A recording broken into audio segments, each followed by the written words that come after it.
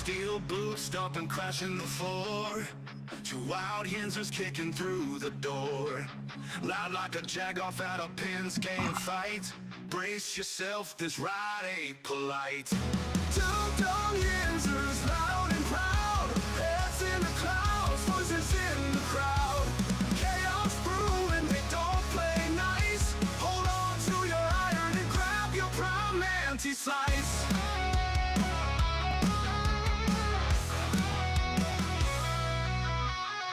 Tales from the burg with a hint of mayhem. Pierogi powered, nothing can constrain them. Knocking back stories like an icy cold brew. You never know what these two might spew. Two Dum Yinzers, loud and proud. Heads in the clouds, voices in the crowd. Chaos brewing, they don't play nice. Hold on to your iron and grab your prime anti-slice.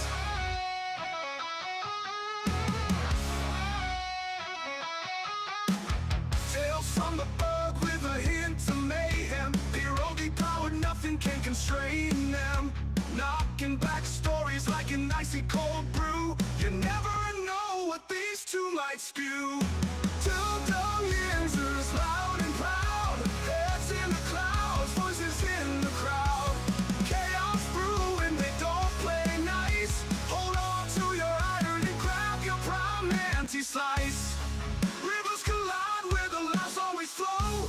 Black and gold thunder everywhere they go. The madcap kings breaking every mold.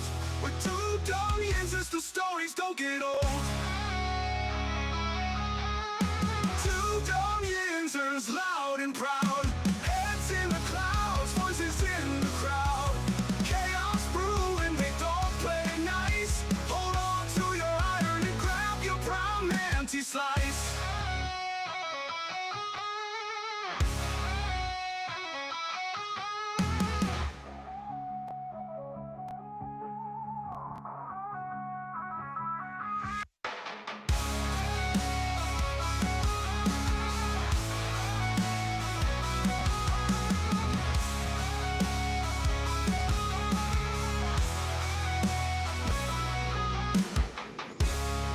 Hola, everybody.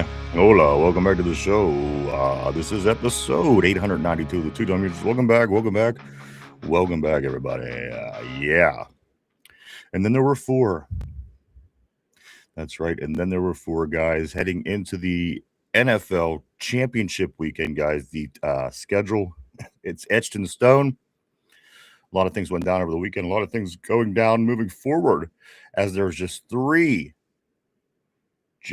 NFL games left in this season. Unbelievable. It's this close to being over, guys. I guess if you want to throw in the all-pro two-hand touch, tutu wearing Pro Bowl game, you can do that. However, I don't do that anymore.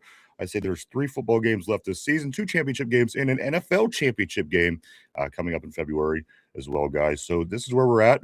We also have a big championship game tonight. This is a weekend full. Collide where the laughs always flow. Black and gold thunder everywhere they go.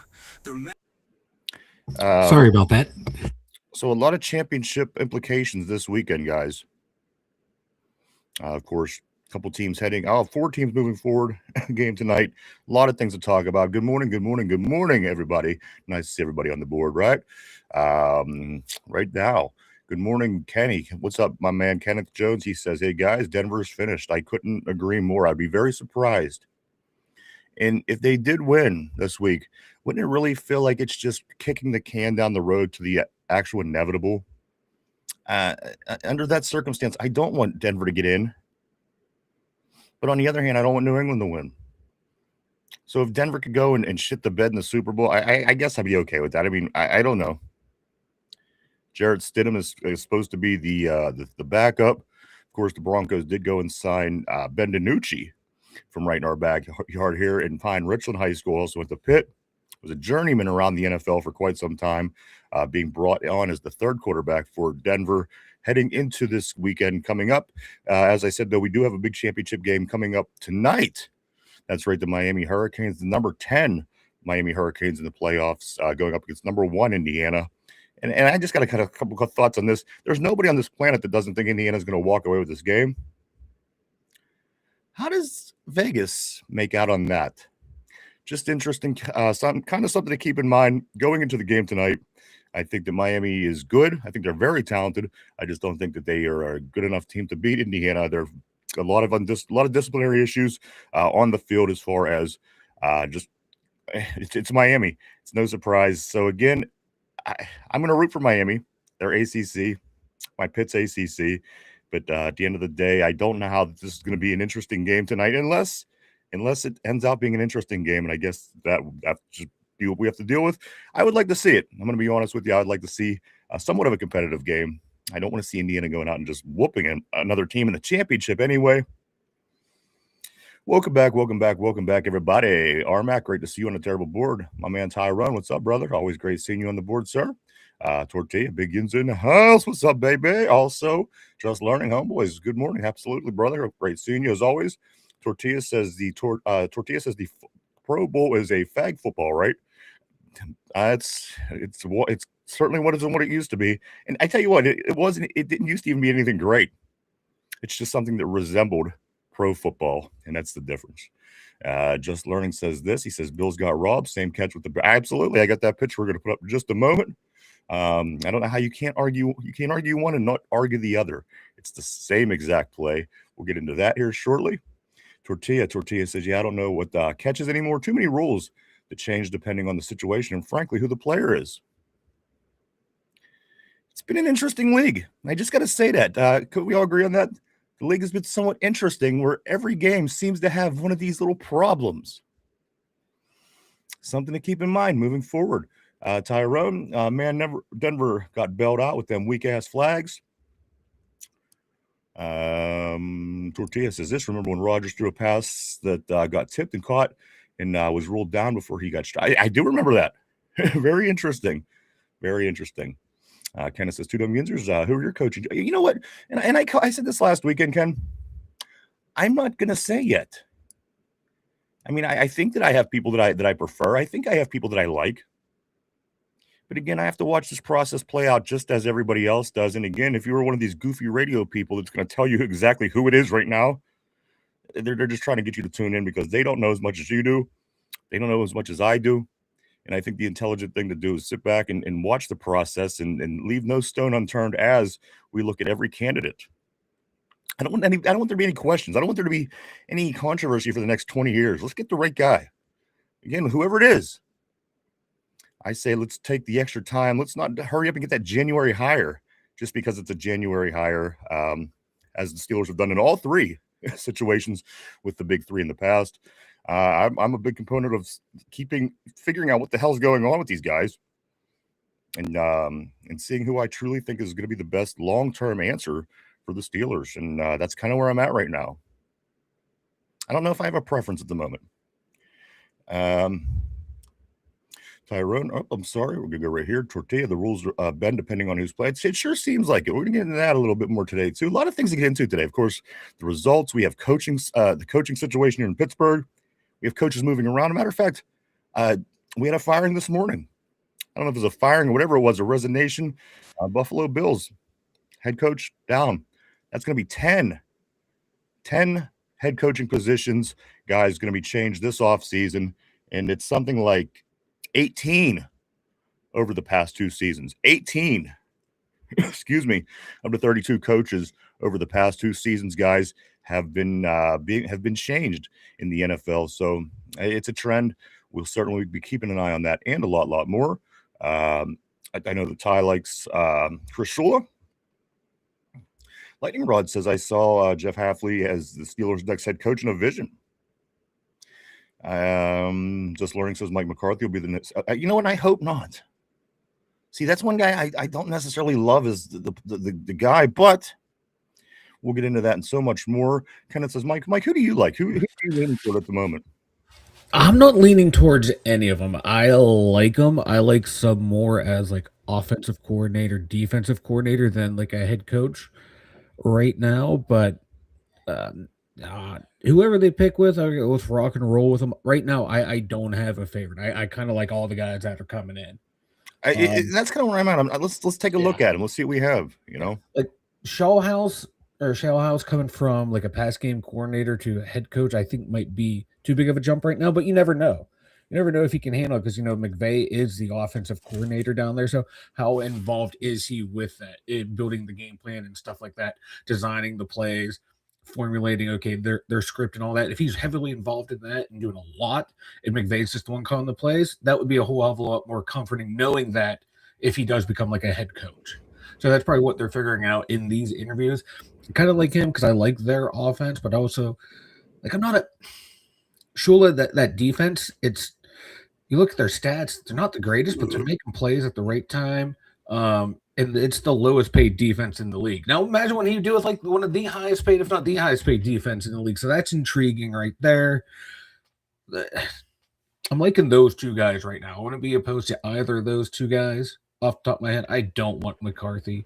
I don't want Sablo, whatever the fuck his name is. I'm not a big fan of him as an offensive coordinator, as a head coach. Like him as defensive coordinator. So, like I said, like right now, I'm leaning towards the two guys from the Rams because they're the ones I know the most about, and I'm liking what I'm seeing from them so far in the playoffs. I gotta be honest, I don't know enough about these guys. I know what I'm reading, but at the end of the day, I like to be educated about things before I make a decision. And at this time, I'm just not that educated about any of these guys just yet. I know a handful, maybe the same amount that a lot of people does, a lot of the general topical information that's out there. However, it's going to take me a little bit longer to see who I truly want. And again, at the end of the day, I want to be able to turn around 15 years from now and say that I really truly felt that I made the right, that I wanted the right guy to be in there. Again, you can see how things can get ugly.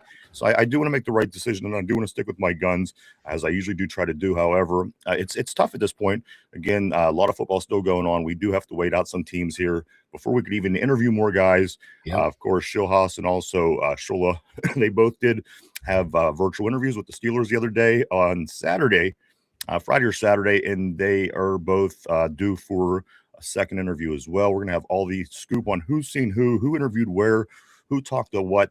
I'm going to give you the newest updated odds on the by DraftKings to see who the new Pittsburgh Steelers head coaches and what Vegas, where they're leaning. But let me get back on the board here, guys. A lot of things to get into today. Welcome back. It is Monday. It is Martin Luther King Day, guys. I do want to say happy Martin Luther King Day to all. Let me jump on the board right here. I'm going to go. All right, let's do this. Lightning Rod says Tortilla Jackson is a funny name. Jamal, what's up, gang? And it's Biatch. What up, brother? Always great seeing Jamal on a terrible board. McDermott got fired. He did. This is going to be 10 vacancies this season after when it's all said and done. And maybe more. Who knows when it's all wrapped up? We will see how this plays out. But again, as of right now, 10 coaching changes this year, and that would make 18 of 32, guys, well over half. Changes in the past 2 seasons. This is just where it is right now in the NFL. Thanks, Lightning Rod Tortilla, for the compliment on the name. Mark Malone, my man, what up, dude? He says, give me the oldest cracker pie. Yeah, what do we come on? And that's another thing that we did come out saying the other day. We did say this.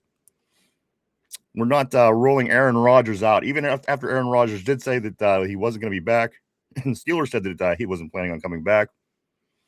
It did come back up to some of the players might like him back. But again, that's a lot of information still to go through, guys, as we do see how this thing all actually plays out. Lightning Rod says, I don't want Mike McCarthy. Neither do I.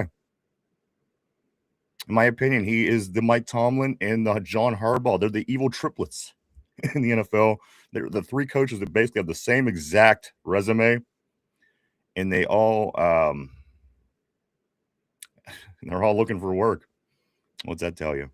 And also, they again, basically the same exact guy. All 3 guys, all their results as coaches, and there just seem to me to be 3 guys that the league has passed them by as time came and went. It seems that those 3 haven't been able to keep up with the game. And I know some arguments I'm going to get here, but again, I'll deal with them when they come. Let me move on.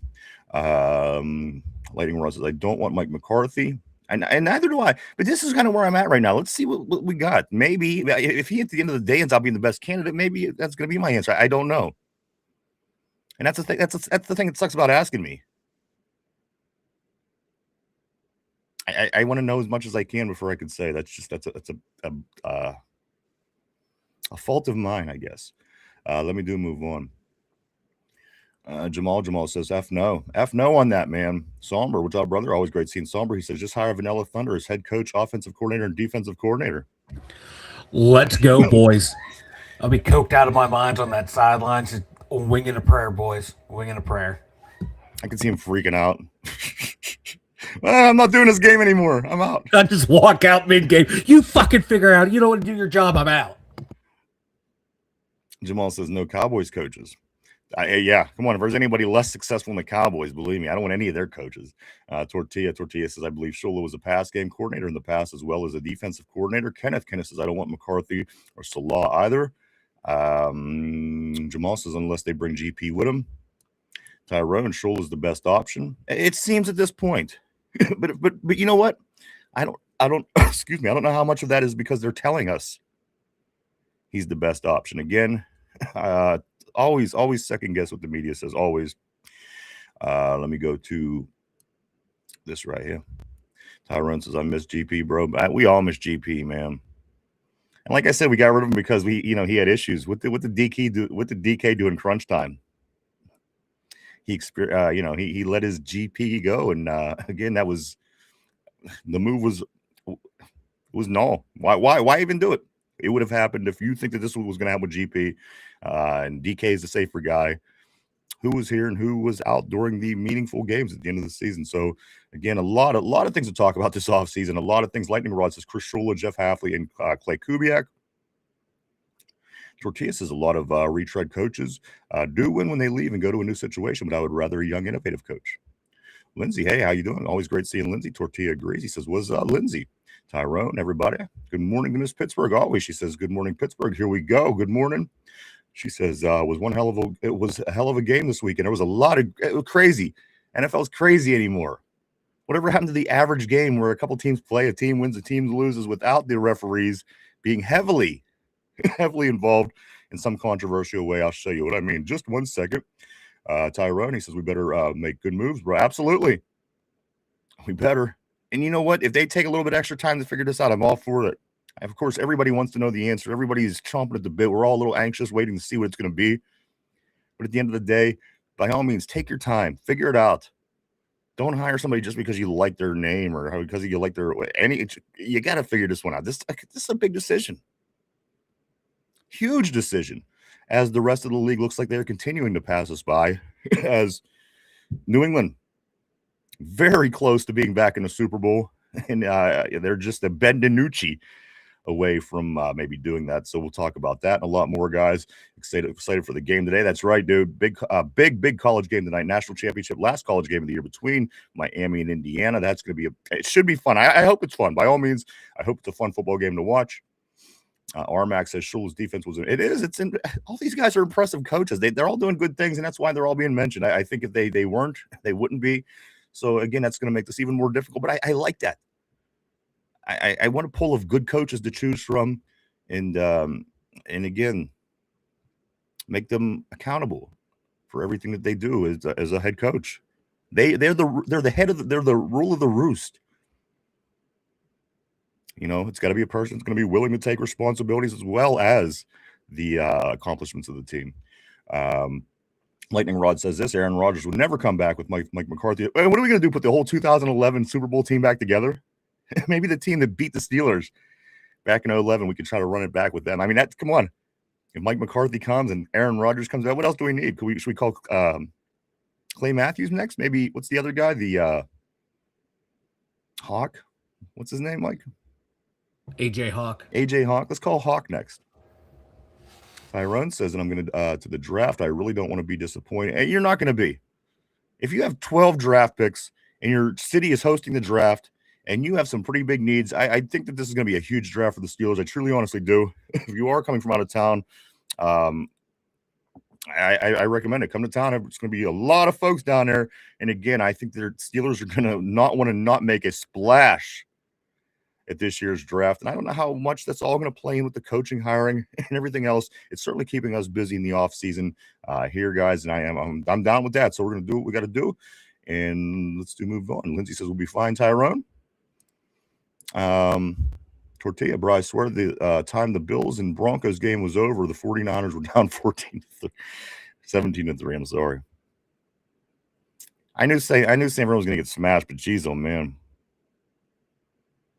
Mark Malone, he says Kubiak is probably the correct choice. Armax says, why do people not want McCarthy? I just find him very similar in style and where he's at in his career as the last coach that we had and the coach that Baltimore just had. And, that style, again, those guys kind of seem left behind. As the league kept moving forward, didn't those three coaches always kind of seem to be on a treadmill, running in place? McCarthy, Tomlin, Harbaugh, a lot of the same guys. Again, I don't know how similar. We want to change. We want things to start going better for us. So, my opinion, we have to look at all. But again, I'm not saying that he's the wrong option. I'm just saying I'm leaning away from McCarthy at this point. I know he's from Greenfield. I know he did some assistant coaching at Pitt back in the late 80s, early 90s. And I think he'd fit really well in the city. However, I don't want that to be my ultimate final decision because, again, I don't think that's what it should be about.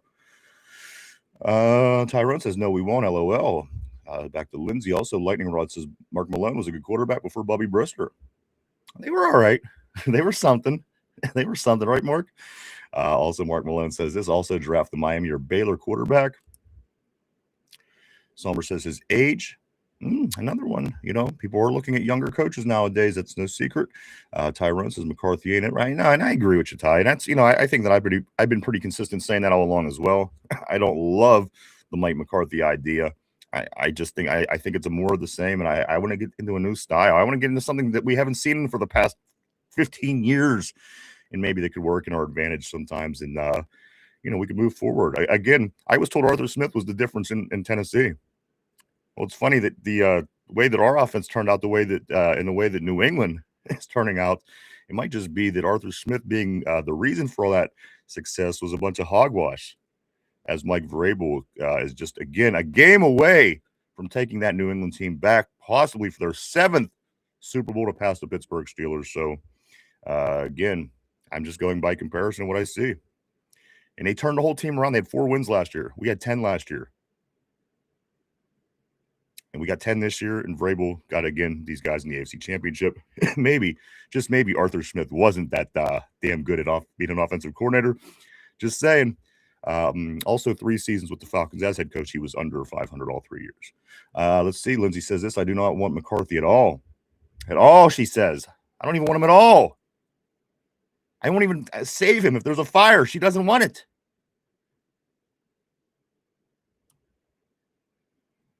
Armac says this. He's not my first choice. I'm just curious why people don't want him. It's just the direction of the league. Some older coaches are able to adapt, and they are. Some don't, and they aren't. And he kind of falls in that category for me.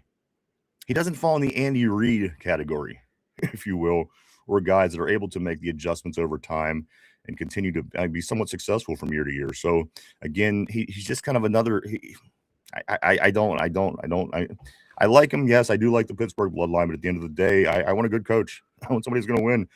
I want somebody that's innovative, somebody that's going to be open to new ideas and be open to changes as well. Yeah, go ahead, Mike. Yeah, my big thing with McCarthy, he had Aaron Rodgers for how many years in Green Bay? They only made it to the 1 Super Bowl. That's what I'm saying. They had a really good offense down in Dallas, but how many times did they fall apart in the playoffs? If that's what we were complaining about with the last coach, why would we go out and get another coach who does the exact same thing? Right. Good point. I'm willing to try. I hate going, the Steelers, that's what we do. We go out and get that unknown guy, but it's worked for us for how many times? Well, we've only had to do it. We've only had to do it a couple of times. If we had to do it. Exactly, yeah. So the track record's pretty good. The track record says that the Steelers have a strong organization, is what that tells me. That's, in my opinion, call me crazy. That's why they're going to go younger. They're going to go younger because the Steelers, they're going to give that coach a long, long time to do what they want to do here and get results that they need to do. Whereas other organizations, I can see them going out and getting a McCarthy and McDermott, a Harbaugh real quick because they want that instant gratification, where the Steelers we're willing to, give you a long time to get where you want to get. So that's why I'm thinking younger. And Shula, he's on that verge of older, younger, but he hasn't been a head coach, so I can see him being that guy.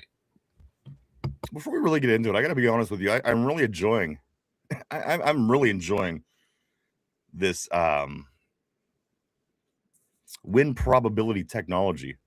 Have you ever seen this? Sometimes they have it on the game while it's going on. A lot of times you're watching online, things like this. They have this win probability, and they have it where it's real time. I seen one last night where they had this win probability percentage going constantly throughout this game. I was watching it on the internet, and I absolutely love it.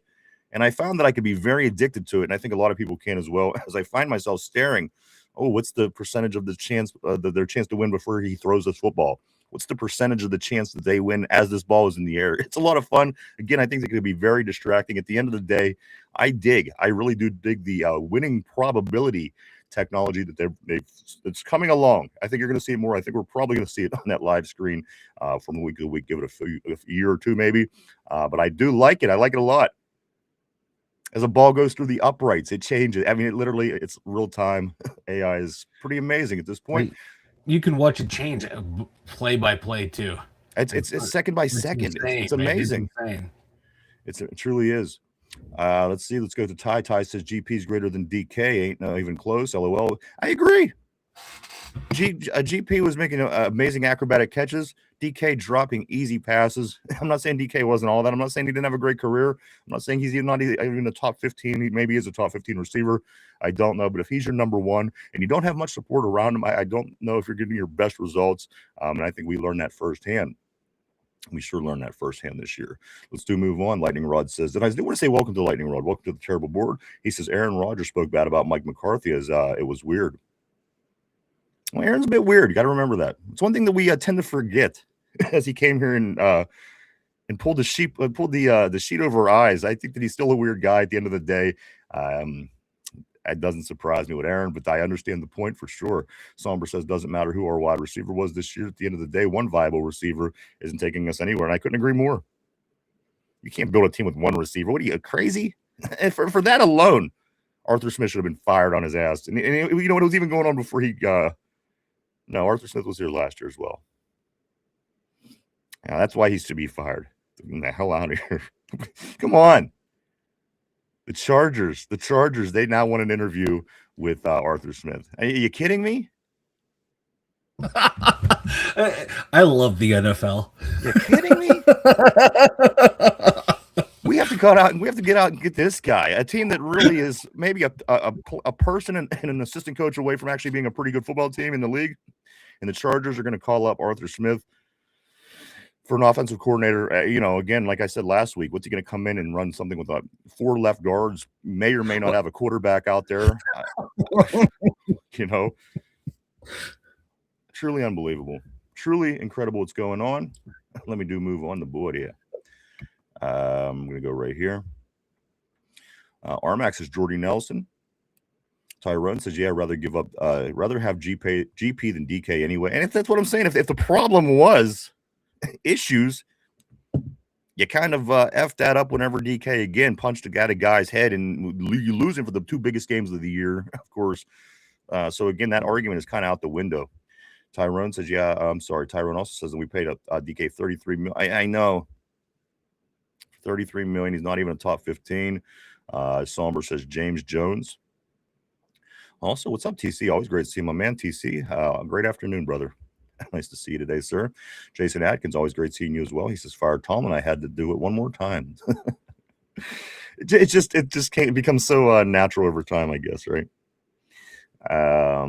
Lightning Rod says, fire Tomlin. TC says, this McDermott guy. Dad, that's what I'm saying. Things are real. 10 different coaches are going to be changed this year, at least. I don't see Gary. I don't see Sean Payton getting canned. I don't see Mike Vrabel getting canned. I don't see the Rams coach. And I don't see Seattle. So it's probably going to be just the 10 coaches. But at the end of the day, after the past 2 seasons, that's 18 of the 32 coaches being exchanged, if you will. And, of course, Pittsburgh is right in the middle of that. TC says, Will Howard will be enough. I'm going to get into that a little bit more today, too, guys. Are we talking what are we looking here? Are we looking at Will Howard? Are we looking at draft pick? Are we looking at free agent? Realistically, what directions do the Steelers go? And we'd have your normal opinion but put it all into consideration of what's going on with the new coach, with all new assistant coaches. I don't rule out the unexpected this year. I don't know what to expect from our Steelers again. And again, if these people on the radio claim that they do, I would avoid them at all costs because again, nobody knows at this point. And I think you should thoroughly want to look at everything before making this decision because in Pittsburgh it's a big one and it's going to be a big one for a couple of decades. So let's move on here. Tyrone says this. I'm questioning A-Rod coming back too. Not going to lie. Jamal says Tyrone, all that money for what? Shaking my head. Lindsay said he's not coming back. I would agree. I listen. I'm also a big component is if you're going to start over. You know what I mean?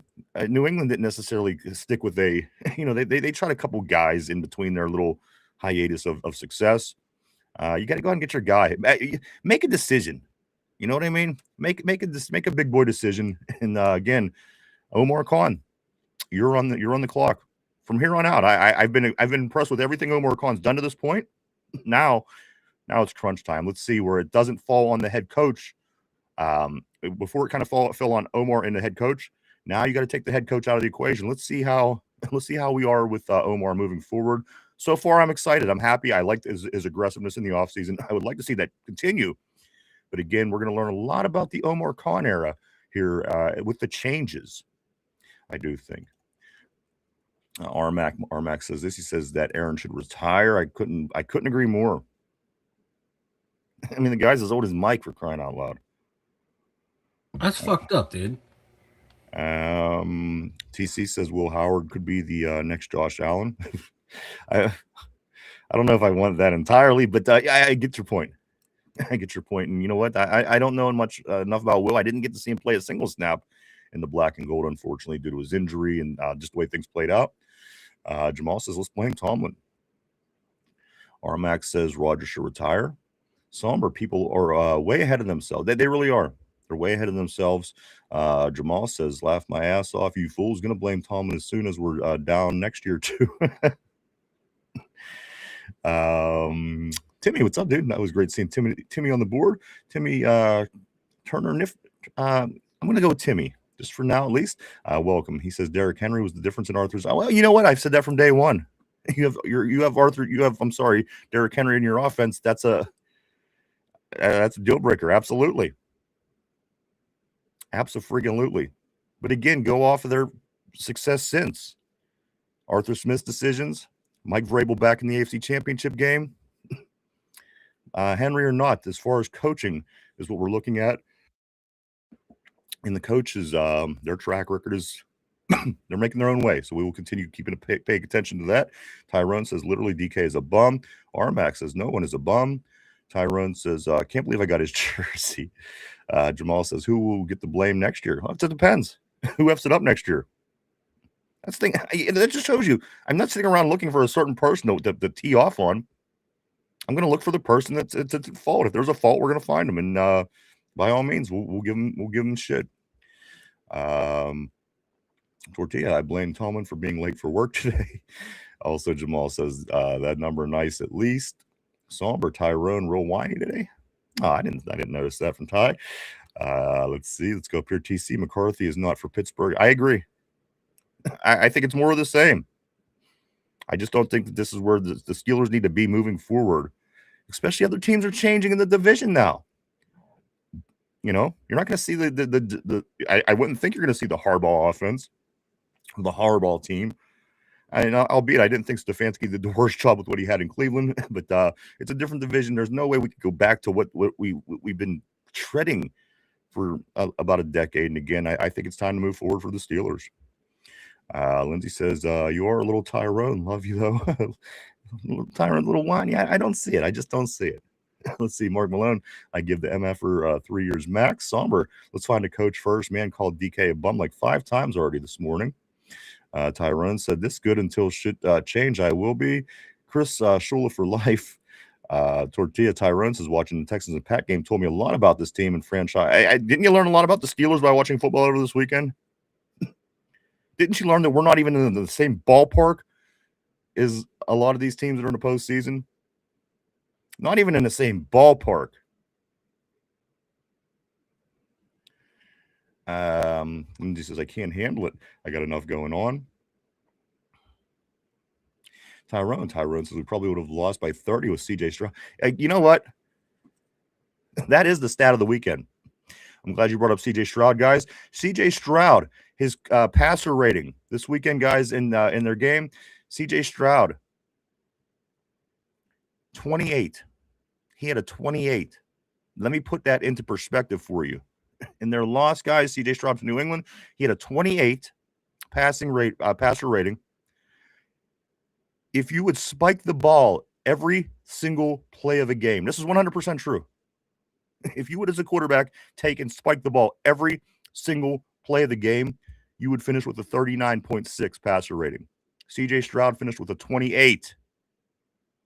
That kind of gives you an idea of the day that CJ had. Again, if you would spike the ball every single play, every offensive play you had, it would come out to a 39.6. CJ Stroud, a 28. So, yes, it was as bad as it looked. You seen it, I seen it, and it wasn't pretty. Wondering what Houston's going to do next with this offense. It's just I thought they would be a little further along than they were. But again, they got that weather in New England that we wanted last weekend in Pittsburgh, and maybe that played out in their advantage a little bit as well. So, New England's advantage. Mark Malone says this tortilla was knocking up your Uber driver or something. TC, Patriots will beat the Broncos. I agree. I don't see how the Broncos could win. I'm hoping they do, because at least if they could go and lose to the Super Bowl, that's not New England with a chance in the Super Bowl. I like Seattle and New England at this point. Just by watching the way teams are playing, those are my two teams right now. I like Buffalo going in because, again, a lot of times will pick a team that I know that maybe has a chance that isn't going to hurt the Steelers if they do go all the way. That's why I'm leaning toward Buffalo, whatever they do. Let's just say they get one, it'll never hurt us, certainly for a long, long, long time. But they also, nowhere as good as that early 90s team, but still finding ways to choke. Buffalo eliminated yesterday, guys. Let's look at some of the results of the weekend. Saturday, Denver beats Buffalo 33-30. Also, Seattle beats San Francisco 41-6. Sunday, New England beats Houston 28-16, and then another overtime game to cap off the weekend last night between the Rams and the Bears. That was a pretty great game as well, as the Rams win that 20-17 in overtime. A lot of debate this weekend, a lot of controversy, of course, coming back to what is an incomplete pass? What is a complete pass? And I asked Mike, and I said, Mike, what's the deal with this game when the first one happened? And he says, well, and he explained it to me. And I said, you know what, that makes sense. And I turned away and I said, I think I got a better idea now. Until I seen it again last night. And it rolled the opposite way. Mike, put the picture up on the board, if you will, of what we're talking about. These two plays right here, when watched in full speed, are identical.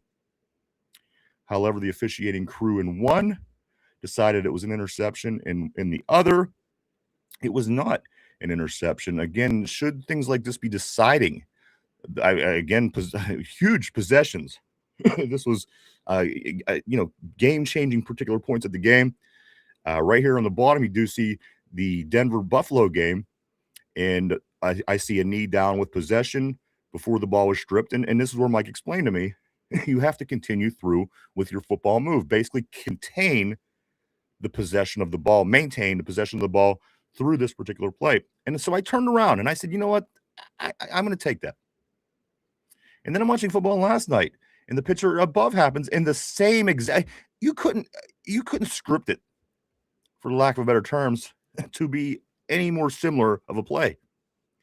And you can see it again right here in the picture above from the Rams-Bears game.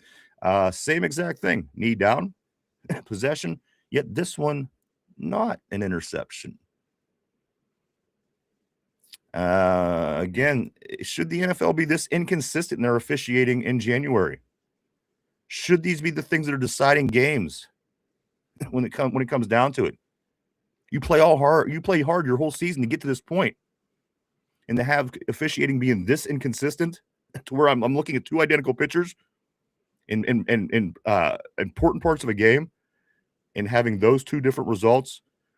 That's what I'm saying, guys. Say what you want about the NFL. I'm just saying the sports entertainment is now here. And again, Vegas, since jumping in bed with the NFL and about 5 years ago, things have gotten a little interesting around the league. And again, I don't know what's going on. I'm not accusing anybody of anything. I'm not claiming conspiracy theory. But if one goes and the other doesn't, what would you think? What would you think? Let's move on the terrible board, guys. Let me catch up to where everybody is. It is, I'm going to go here. Right there. No. Tortilla, yeah, whatever I watched it. Texans, okay, it tells you with the Steelers. I think I'm a little further up than this.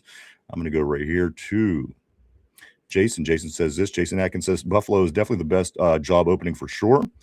Mark Malone says the taintings are apparently not restricted to just the D secondary. Mark Malone also says Arthur Smith was actually okay when not under Tomlin. Again, we don't know. He was the head coach and he went 7-10 3 years in a row. It's not great. He didn't go down and turn things around in Atlanta. So again, I'm still kind of I'm very, very, very sketchy with Arthur Smith still. Let's go right here. TC says this. Aaron is very blunt and tells it how it is. He's not. I like that. I like that about Aaron Rodgers. I don't like the fact that he's closer to 50 than he is to 30. That I don't like. A few things could change there for the better if we would go a different route for sure. Ty says this. He says, oh, hell no. Trade for Stroud, Jamal, my man. He says this. Texans suck. Trade for Stroud. Tortilla, I got like 12 Uber drivers, Mark. You got to narrow that down a little bit. Let me scoop back up. Now, I do think I'm caught up on the terrible board. It's like Tortilla with the Uber drivers is like me with the lot lizards. I got to be honest with you, man. Tortilla says this. Tomlin never tainted Danny Smith. You know what? He's got interviews too, guys. So, again, it's a year of change in 2026. You can either embrace it or, be miserable about it and let it affect your life negatively. I don't understand that. That's just me. Let's see. Just Learning says Tomlin derangement syndrome gets some help. There you go. Tomlin derangement syndrome gets some help. Let's see. Tyrone says Ryan and Mike all got faith in Omar and Rooney to hire the right coach. It's our only option. We don't have any other choice. So I'm hoping that he does and will. And they will hire the right coach. That's all we have. Beyond that, what else can we do? Right? Like, I'm confident that they can. Because they know how important this next head coach is going to be. And you're going to take over a team that's not that far away from being a pretty good team. You got the building blocks in place there. It's going to figure out who your quarterback's going to be and then supplement some guys in your offensive line and your secondary. And the team's not that far off from being good. You got drafted some good young offensive, defensive linemen in the last couple of years. Now it's time for this draft to bulk up your skill position players. Let me see. Also, guys, I just do want to say this. Let me complete my thought from here. It is going to be this next weekend, guys. Sunday, 3:00 p.m. The 16-3 New England Patriots will be traveling out to the mountains to take on the 15-3 Denver Broncos. Of course, Denver's number 1 overall in the AFC. And then 6:30 on Sunday. Also on Sunday, the LA Rams are coming with a 14-5 record. Will be traveling to Seattle. In that division, third time between these two teams, division showdown. Should be a great matchup between those two squads. I got to be honest with you. Maybe if Bo Nix was involved, I would think the AFC game would have been good too. But I don't know, man. I can't. How can you imagine? Can you imagine Jarrett Stidham? This dude had one snap. It was a kneel down in October this season. This guy has to be ready to play the AFC Championship game this coming Sunday. I don't admire him. I don't want to.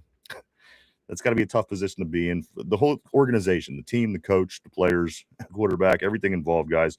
It's got to be a difficult thing for them going out in Denver. I mean, like the Steelers, when we were doing Super Bowl and going to the Super Bowl and Ben getting injured in the AFC Championship game and not being able to play in the Super Bowl, and Charlie Batch, who I love, but Charlie Batch had to step up and play and beat Arizona in that game that that Ben in number 10 brought us back in. So again, very, very difficult and unfortunate for Denver and us, for that matter, as we don't want to see New England winning that number 7 as time goes on. But again, that's just more motivation for us to get back on the pod here. We got to get back on things and take that shit because again, the league is passing us by heavily. Just continue to look at what's going on in the playoffs year to year, and you can see that. Let me see this. So that is the schedule for this coming week, guys. A couple things I do want to say. A couple comments about this. I couldn't be happier though that Houston did lose because it was the curse of the terrible towel, as they did rip up the terrible towel. The mascot, there was the video, the cheerleaders dancing, laughing, having the greatest time prior or after, whatever it was on that game Monday night last week. 30-6, the Texans beat us, and the curse of the terrible towel kicked in. And boy, did it ever, as their quarterback has a mere 28 passer rating, guys. 28.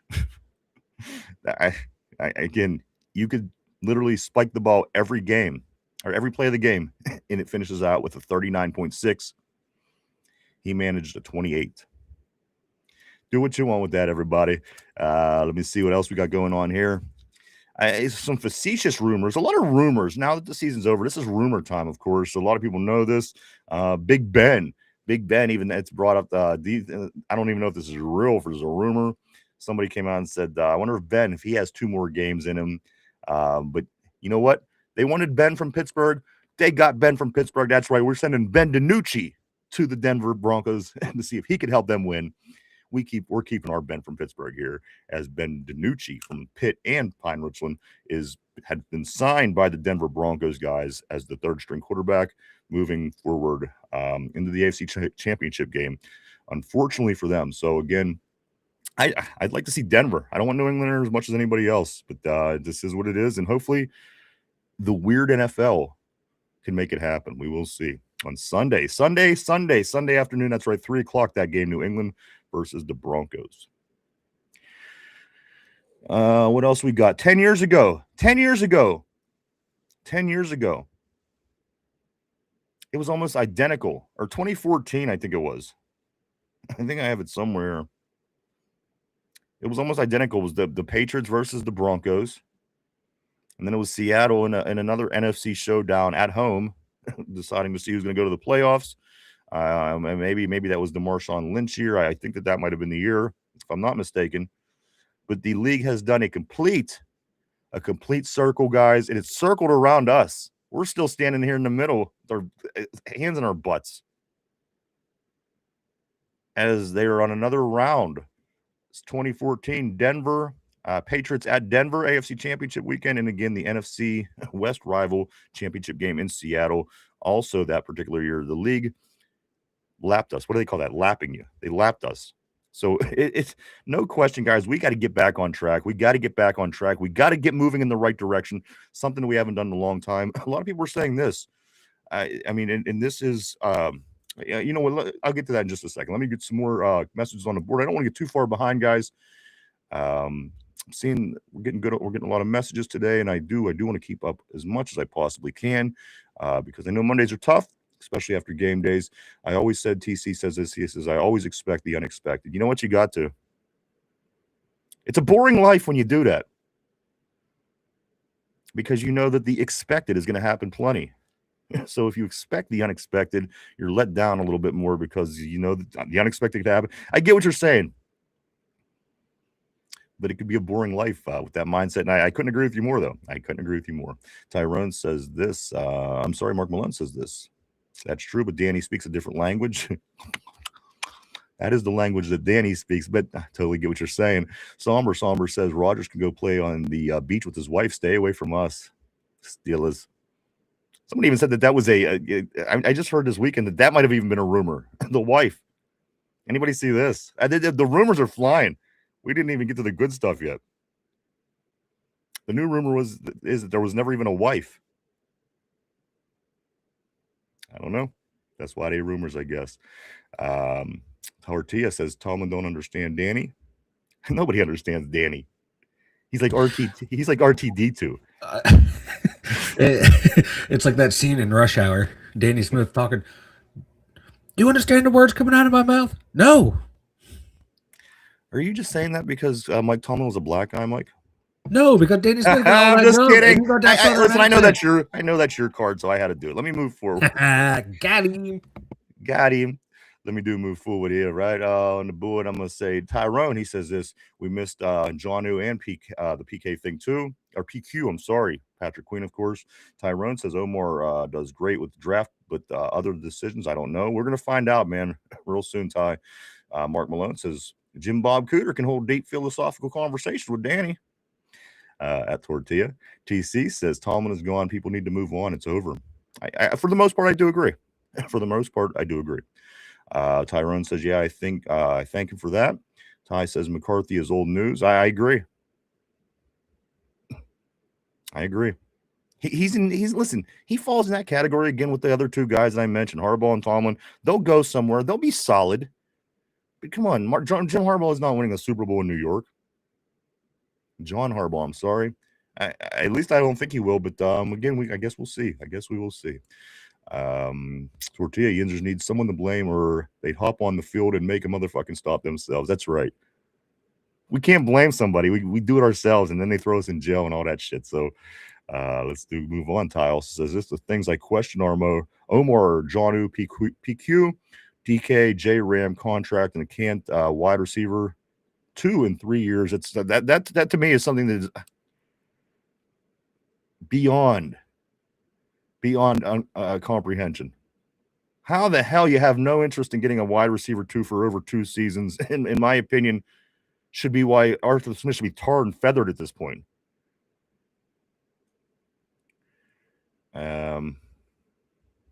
Tortilla, they're bad moves looking back, but everyone was super excited, saying they're great moves when they had. Well, because it was better than what happened we had going on from before, though. Remember, we went from Kenny to Kenny and Deontay Johnson. So, naturally, Aaron Rodgers and DK would look better than that. So I think that's what it was. It was just by default. TC says that the Steelers would have had a better offensive line. We would have had a chance. Tyrone O-line actually been pretty good this year. Just need IG and LG in right guard. Comp for Mason McCormick. Sorry.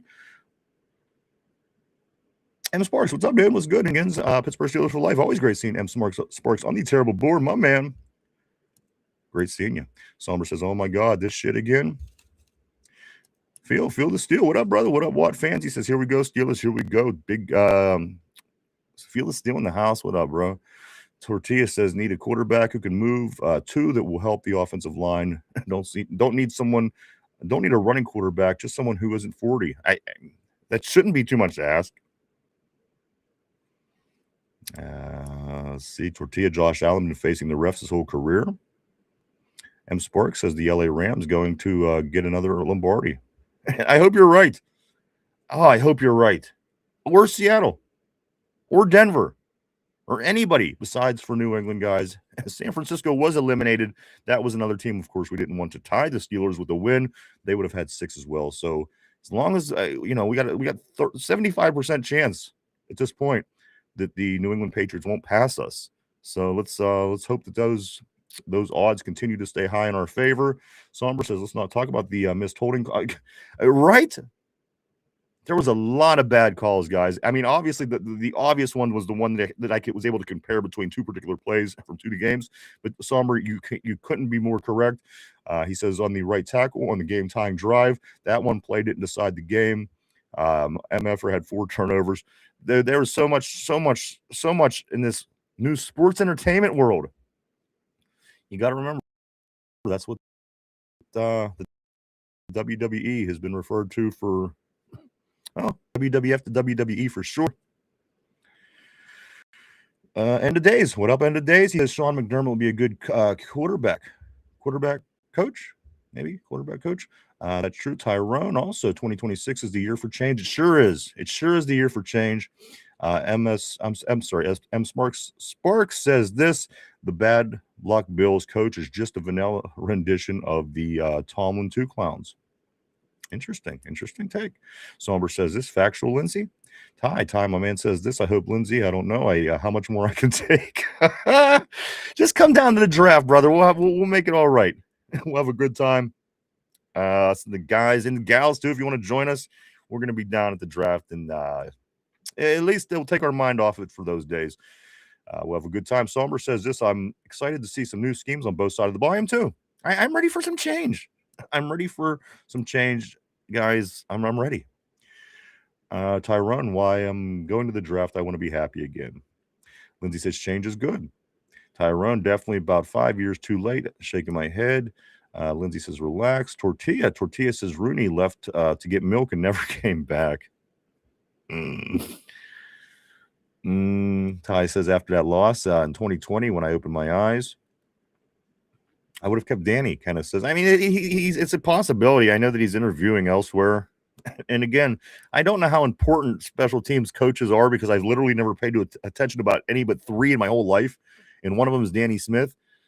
So again, we love the guy. He's a maniac. He runs around with his gum and everything every minute. But at the end of the day, if he leaves, that's probably the least of our worries, in my opinion. Unless we come out next year and just totally get blown away on special teams, I can't see that being one of the bigger decisions. We like him, of course. Everybody likes Danny Smith, but we'll see how that plays out. Tortilla says, "Don't blink, Tyrone." Also, M. Spark says this: "Smell you later, Tomlin. Looking forward to the new era. Let's go." Lindsay says, "You got to let things play out. We cannot control anything, and I personally am not stressing about what I cannot." I agree. At the end of the day, and that's kind of the way you got to take it. 28 is unreal. Talking about the quarterback rating for CJ Stroud over the weekend, it literally 28. And again, and I have to keep saying this. If I don't, I don't feel like I'm doing my job. If you would spike the ball every single play as a quarterback through the course of a game, you'd have a 39.6 rating. 39.6. It's guaranteed. If you would snap the ball, spike it every play, which you wouldn't do. It's insane. 39.6. Again, CJ Stroud managed to 28. 28. M. Spark says this: Rooney Jr. needs to sit his cupcake ass on them pockets and let some men run the team. Spend some money. And not all on, again, we're going to get into all the areas that I think there's been waste. We're going to get into the cutting off the excess fat, if you will, on this football team moving forward, guys. We're going to get into so much and what is probably going to improve the Pittsburgh Steelers moving forward. And again, we have a few things that I think that could be changed. We'll get into that so much more. Kenneth says, I don't think anyone beats the Seahawks. Seahawks are looking dominant. And they're the only team that looks like they're ready for.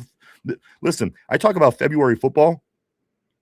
Seattle's the team that looks like they're playing February football. New England, LA, they're playing late January football. By no fault of their own, I think Denver's a little bit behind everybody else. But if I had to say, if anybody was playing February football right now, it would be Seattle. M. Spark says that Matt Stafford will be the difference maker. Tortilla says hands in the middle of what? Tyrone says Rams versus Pats. I mean, that's kind of the way that's looking. But again, at the end of the day, between these two NFC teams, that game should be a hell of a game next Sunday again, 6:30. 14-5 Rams, 15-3 Seattle Seahawks. The defenses on these teams, the offenses on these teams, the coaching, guys. A lot of good football it should be played next Sunday, in championship weekend. TC says this: Ben on his podcast talking about Tomlin. Ben forgot his background wasn't all that after he was drafted. Watch what you say about others could come back to hurt you. Absolutely. Jamal says, I don't even care anymore. I don't even care, man. TC says, wow. M. Sparks says, not to mention the Rams coaching staff is excellent. We need to go get one of that tree. And that's kind of a problem for us right now. We have to wait on this. We did get a couple of virtual interviews, of course, with Shilhaas and also with Shola over the weekend. However, we have to let that play out. We can't do anything until those teams aren't actively in the playoffs anymore. Kenneth says, he got you, Mike. Got him. M. Sparks says, Tomlin ain't black. He's just brown. TC says, Harbaugh won't win in a suit. I agree. I think that these guys can continue to be solid. I don't know if, I don't know. I would like to see Tomlin go somewhere else just to see the results. If it's all about the coaching when it comes to him, but again, we don't know. I don't think he will coach anywhere else. That's just my opinion. Let's see. Jamal says he might. Also follows it up by saying the Giants' defense is nasty. He had the MVP, Lamar. He had Derrick Henry. And for the most part, Baltimore's always had, until the past 2 or 3 years, really good defenses. Just seems the league passed them by. There's just the 3 guys that I put in that category. I wouldn't want any of them at this point for no other reason than that. M. Sparks says, what's good, Ryan? Always great seeing M. Sparks, my man on the terrible board. Hope you had a great weekend, sir. Hope everybody had a safe weekend. And I do want to say to everybody, happy Martin Luther King Day, guys. Very, very, very influential person for everybody being equal. And I am 100% for that. Happy MLK Day to everybody. Let me move on a little bit here. Mark Malone says, must draft 3 wide receivers, blue chip left guard, a quarterback out of either Miami or Baylor. Mark Malone, get out of contract. Get out of that DK contract. What do you think, guys? How about that DK contract? How's that look for us for the next few years? Tyrone says wide receiver, quarterback, guard, linebacker, DB, safety. Anything else? Mark Malone says this, get out of the Ramsey contract. M. Spark, glad Tallman's gone. The draft's going to be lit in the 412. I couldn't agree more. It's going to be a good time. Hope everybody from the board can get down there, whether you are from town, whether you're out of town, wherever you're at. Come down, get down, and we're going to have a lot of fun at the draft this year. Join Mike, myself, maybe the others from the show. I'm not quite sure yet, but we're going to be there. Tyrone says facts. Mark J. Ram 2. TC, who are you going to replace DK? You know what? That's a great question. But at the end of the day, maybe because look at all these young wide receivers that come out of the draft. They all become very successful very fast. As long as we can get a guy to sling the ball to him. Again, I just DK drops a lot of important passes at important times.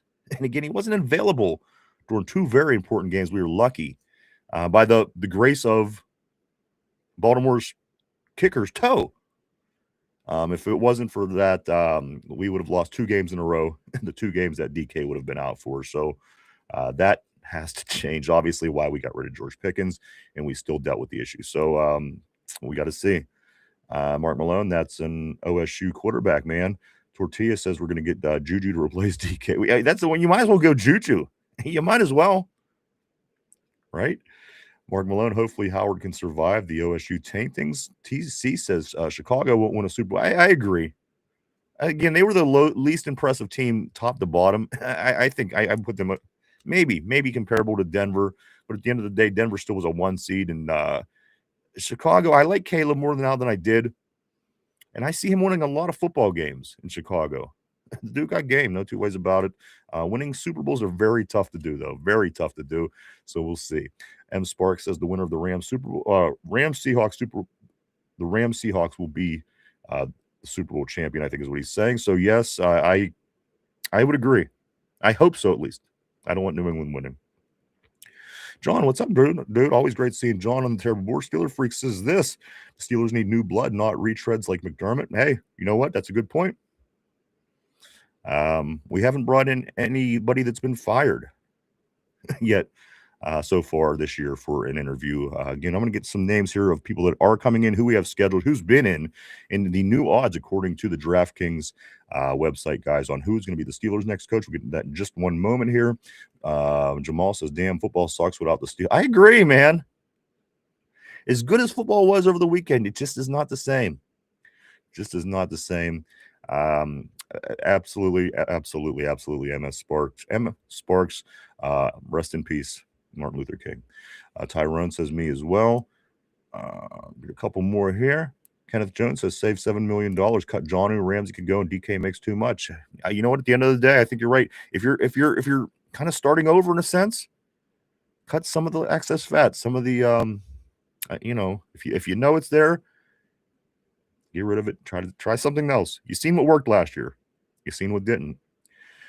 Jamal says I'm going to the draft to punch Tyrone in the face for hating Tom. Oh, bruh. I don't think. Hey, man, as long as we can film it, Yeah, can we? Can it air on the show? That's all I ask. No, I don't think. I don't know if I don't think the tie was unjustified for, I think that again, I think that it had to happen, guys. I think it was time. I just do. For no other reason than the results of the past decade. That is what I'm basically going off of, guys. And So, again, very comparable to a couple other coaches that I don't want coming here. Again, we keep talking about Harbaugh and McCarthy. That's just me. That's just my opinion. Yeah, Mike. so speaking of John O. Smith, if they cut him, it's about 3.8 million in dead cap space, but his cap hit is 10.8, so we save about $7 million right there in John O. Smith. So it's looking like the contracts that were signed for these guys are very easily, the dead cap space is not going to be a problem for if we need to move on from any of these contracts. All right. It's listen, we don't seem stuck. I mean, there's a couple of contracts that are really shitty in my opinion, and we got to really. Jalen Ramsey, he's going to be here next year. It's the following two after that. I'm okay with Jalen Ramsey being here next year. I wish so much more to get into in that area. Let me continue on the board because again, I don't want to get behind. Monday's a tough day. Usually always is this. Mark Malone says the grace of Myron. Also following that up by saying holy water, Father Maxwell. Vegas. Hey, what's up, dude? Always great seeing Vegas on the terrible board. He says, no way Mike McCarthy gets hired as the new head coach. He is way too old. I just think he falls into a category of certain coaches that are doing certain things in their career and just where he's at right now. I'm not for it. Again, I like the home ties. And I know Pittsburghers will love that from right here in Greenfield. And also, again, assistant coaching at Pitt back in the late 80s, early 90s. M Sparks says DK is a good number 2, getting number 1 money. I know you are, bro. Jamal says I'm just joking like a mug, trying to troll. You're good, dude. I figured. Tortilla says this shit. DK's hands ain't getting any better. Trade that MF for Mac Jones and draft Lemon. What do you guys think? And I've been seeing that, Tortilla. I know you've been saying it, and a few other people. What do you guys love about Mac Jones? Because I certainly would want to look at a lot of other options before I would make that move.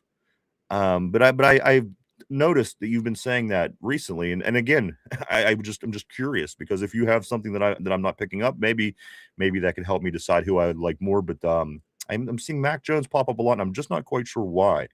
If anybody could fill me in on that, it'll be greatly appreciated. M Sparks says Spagnetti, perhaps. Mac Jones shaking my head. Oh, look, Tater Tot. Speaking of shaking my head, there's Tater Tot back in the house. Happy to see you, Tater Tot. Welcome back to the show. Tortilla says his is in that Shanahan offense. He looked good his first few starts. Darnold turned his career around after being in the same offense. One thing I do got to say about Darnold, though, he was in San Fran. They're eliminated. He was in Carolina. They're eliminated. He was in Minnesota. They're eliminated. He was in the Jets. They're eliminated. Everywhere he goes, 2 years in a row, guys. 14 wins this year, 14 wins last year. Only the second quarterback to ever do it. I'm on the Sam Darnold train. People are going to say, well, you know what, Seattle had a really good defense, and they do. And hell yeah, that helps. But again, every team that he played for is at the opposite end. Every team he goes to just keeps getting better and better. Again, Sam Darnold, 1 win away from being in the Super Bowl. He could have been ours. After the 14 wins last year in Minnesota, they fell to shit when he left. That's the only thing that really changed. And again, Geno Smith to Sam Darnold was the only, one of the big changes, of course, was Seattle. So success follows Sam Darnold around the league. He could have been ours. That could have been our 14-win season. This could be our championship round game. But he just wasn't good enough for us. Let me move on. Like, real quick for the Mac Jones supporters out there, he had 13 touchdowns, 6 interceptions this year. 67 touchdowns to 50 interceptions. That's not a good touchdown to interception ratio. It sure is not. It sure is not. Let me jump back on the terrible board here for a few. I'm going to go right here. Vegas says Ramsey's not worth $20 million a year these days. You're right. You're right. Ultimately, Tyrone, I don't hate Tomlin, but if it was time, I'm going to punch you for saying MT for life 5 years too long. I think that's fair. I think that's fair. I know you guys are trolling each other, so we'll just continue on. Mark Malone says, Ramsey, we can get out of and be money ahead. John says, Mike, the contract set up for all the 1 year guys tells us that we were in an all we were kind of an all-in mode this year, as you've seen the way that we built this team in the last offseason. I couldn't agree more, but let me finish the comment and I'll turn it to you, Mike. He says, Mike, the contract set up for all the 1 year guys tells us they were in all in for a playoff win and then dismantle the team. That's kind of the way I took it as well, Mike. Yeah, and like then you also have a good core too built in the excuse me, into this roster as well from what they've been building for the past couple years since Omar and Weedle have been building. So and they're set up in a pretty good situation to, have another good draft class, get the new head coach, get the guys that he wants, and this team's set up to at least maintain or take a big step forward, depending on how they handle the quarterback situation coming up. Because you got the O line coming up, you got the D line coming up, you got pieces in place. Now you're just going to go out and draft your skill position players on offense and defense. And I think they're going to draft your 3 wide receivers because it's shaping up to be a pretty deep wide receiver class from what I'm seeing early. Quarterback class, not so much. Mark Malone saying he's cheap. Tater, I thought about you a little bit, Tater, over the weekend. Tater's, in case you missed it, in case you don't know, Tater is a Browns fan, right? Listen, though, he's worse than a Browns fan. He's more of a Browns fan than a Browns fan because people in Cleveland, they don't have a choice. It's their team. You either like your home team or you don't. Now, this Tater Tot here, he's from Great Britain, and he chooses to like the Browns. That I'll never understand, Tater. That I'll never understand. Again, the people in Cleveland have no choice. You're either going to like your team or you're not. You're born into it.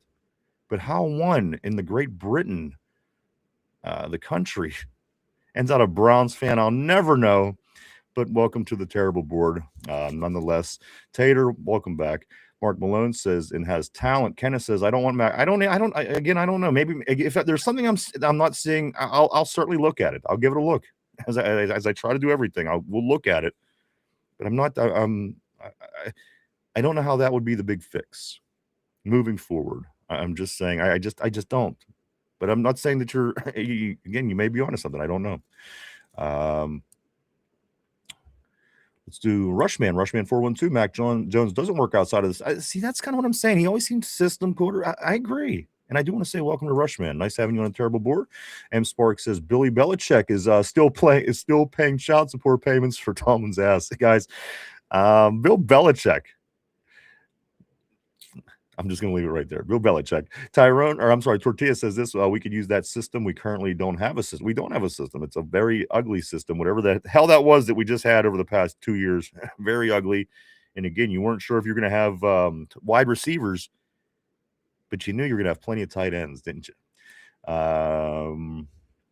Let's see. Rush says this. Mac Jones works if he has the coordinator in the system. Jamal says RIP Mike T. He needs a statue in Pittsburgh. I wouldn't be against that. I wouldn't be against it. Tortilla says, aren't we interviewing one of the four? We do. You know what I am? I'm kind of dragging it on too long. Let me get some names here.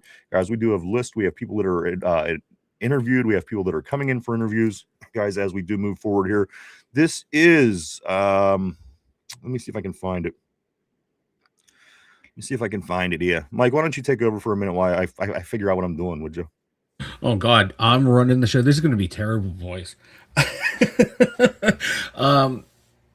Man, what do we want to talk about real quick while Brian looks through here? It's going to be a fun list as he goes through here. Real quick off the top of my head, my dream draft is we trade up to in the first round grab Tate from Ohio State or the Duke receiver from Arizona State that we were talking about last week. I'd like to see those two added in with a bright new offensive coordinator to, move that receiver around the formation, and that can help DK get open. And then, if we bring back Calvin Austin, help him get open as well. Because we already have some pretty good tight ends. You got Darnell Washington, Pat Frymuth. This offense, if we can get a quarterback who can move the ball, an offensive coordinator who's not afraid to push the ball down vertically and across the middle of the field, could be a pretty dangerous offense, especially if you bring back Kenny Gainwell and you have him and Jalen Warren. I think that can be a fun offense to watch. I was watching the Bears offense. It looked fun to watch. I was watching the Rams offense. It looked fun to watch. And if the defense can keep playing the way it did the last couple games of the season, they did well in that playoff game up until the offense, forced them to be out there the entire game. Steelers have potential next year to make some noise. I'm looking forward to it. I'm looking forward to the draft in the offseason, figuring out who the hell our new head coach is going to be. I'm fired up. Vegas says this. He says he's from Great Britain, so he likes the Browns because their colors match his teeth. Guys, this right here is from the DraftKings. This is the odds from DraftKings, the most recent odds from the DraftKings, guys, for the new Pittsburgh Steelers head coach. Excuse me. Chris Shula is at a plus 190. A plus 190. Brian Flores at a plus 400. Robert Salah is at a plus 700. Kurt Signetti, even though he said that, of course, he's a college coach. He said he's not interested in going pros. DraftKings have him at a plus 750. Jesse Minter, plus 800. And Vance Joseph is sitting at a plus 850. That's according to the DraftKings and their odds to become the Steelers head coach. However, this is the people that are still scheduled to come in. Brian Flores had his virtual interview the other day. He is scheduled to come in for a personal interview. Brian Flores, personal interview scheduled. Ajiro Avero, the Panthers defensive coordinator, he's scheduled for has been requested, of course, to be scheduled to do an interview with the Steelers. Jeff Halfy, of course, I think a lot of people like him. I don't know. Again, he is the Packers defensive coordinator. Clay Kubiak. A lot of people like Clay Kubiak. Of course, the offensive coordinator for the 49ers, Mike McCarthy. We're going to be talking to him. Jesse Mittner, I know that we talked to him. I think he was a virtual also on Saturday. Nate Schilhaus, we talked to him, and Chris Shula, both by way of virtual interviews. Of course, we have to wait. We still have to wait. They are still active in the playoffs for the Rams moving forward. Schilhaus and Shula, we do have more interviews scheduled with them guys moving forward. Anthony Weaver, the defensive coordinator from the Miami Dolphins, he is also another one that we have an interview request out to here, guys. So those are the coaches at the moment that we do have interviews invitees sent out to. We do have a couple guys that came, a couple guys that are getting their second interview. Again, Flores is already on his second interview. Shula and Schilhaus also with a virtual interview on Friday, looking to be interviewed a second time in person, perhaps next time, depending on how fast this plays out with the playoffs, guys. Let me see if I'm missing anything here else. Anything else? Yes, Brian Flores is in person. He had his interview, guys, and he is going to be in this week. Brian Flores will be interviewed again this week. The Weaver interview is going to be in person. Of course, he's not involved anymore. The defensive coordinator for the Dolphins, he is scheduled to be in this week. And that's where we're at, guys. It's 8 candidates was said on Friday. 8 candidates is the final first tally of coaches. They're expected 3 or 4 more overall. So when it's all said and done, you sit down and you count through all these guys. I don't know, it might be right around there, but on Friday, they were at 8. They said to expect roughly 3 or 4 more people, guys, to possibly be interviewed for the Pittsburgh Steelers head coaching position, as Mike Tomlin resigned less than a week ago. Believe it or not, guys, this is Monday. Last Tuesday was when Coach stepped down, guys. So here we are. We're in the middle of it. This offseason is certainly just as interesting as the season went, guys, and maybe more upside, perhaps, in the offseason than there was during the regular season for our Steelers moving forward, and we hope so. We hope that things can improve for the sake of the team. No two ways about that. Let's see what else here. What else? Also, the Pittsburgh Steelers, they hosted linebacker Gabriel Murphy. He's a linebacker for a visit. He also, and we resigned defensive back Deshaun Jameson, guys. So a couple personnel moves with players. Jameson on that reserve future contract. Again, Gabriel Murphy coming in for a visit. Aaron Rodgers not expected to return. Steelers are open to a return, though, on that. Guys, let me know what you think on that. I'm kind of Aaron Rodgers out. I'm a little bit over it. I not because it wasn't great by any means, but it wasn't terrible by any means. I'm ready to move forward. And again, if we have to take a little bit of a drop for a season to get to where we need to be, to get a franchise kid in place, to kind of, I'm ready for that. I'm ready to move forward. I'm ready to possibly have a team to look forward to playing to in the next week in the playoffs. I'm looking forward to, man, we're going to in the AFC Championship game. We could be in the Super Bowl if we win this week. Come on. That we all got to be starving for that, guys. Everybody, Yins, we got to be starving for just success in January, as it has eluded us for so long, guys, in Pittsburgh, about a decade, about even longer if you're looking for a home win in the playoffs. So, guys, again, totally looking forward to everything moving forward. I'm not taking anything away from anybody of the past. I think, again, what does that do at this point? I think that you can make comparisons. I think that you can make comparisons. I think that one very, very important comparison that I did see is just something to consider, guys, moving forward. Again, this isn't taking shots at anybody. This isn't saying anybody's better. This was a point that was made that I thought was very interesting, though. Cowher left Tomlin a franchise quarterback, a young, rising, big play defense, and a great coaching staff. Mike T is leaving the next guy, Mason Rudolph, Will Howard, an aging, underachieving, overrated defense, and a coaching staff that nobody wants.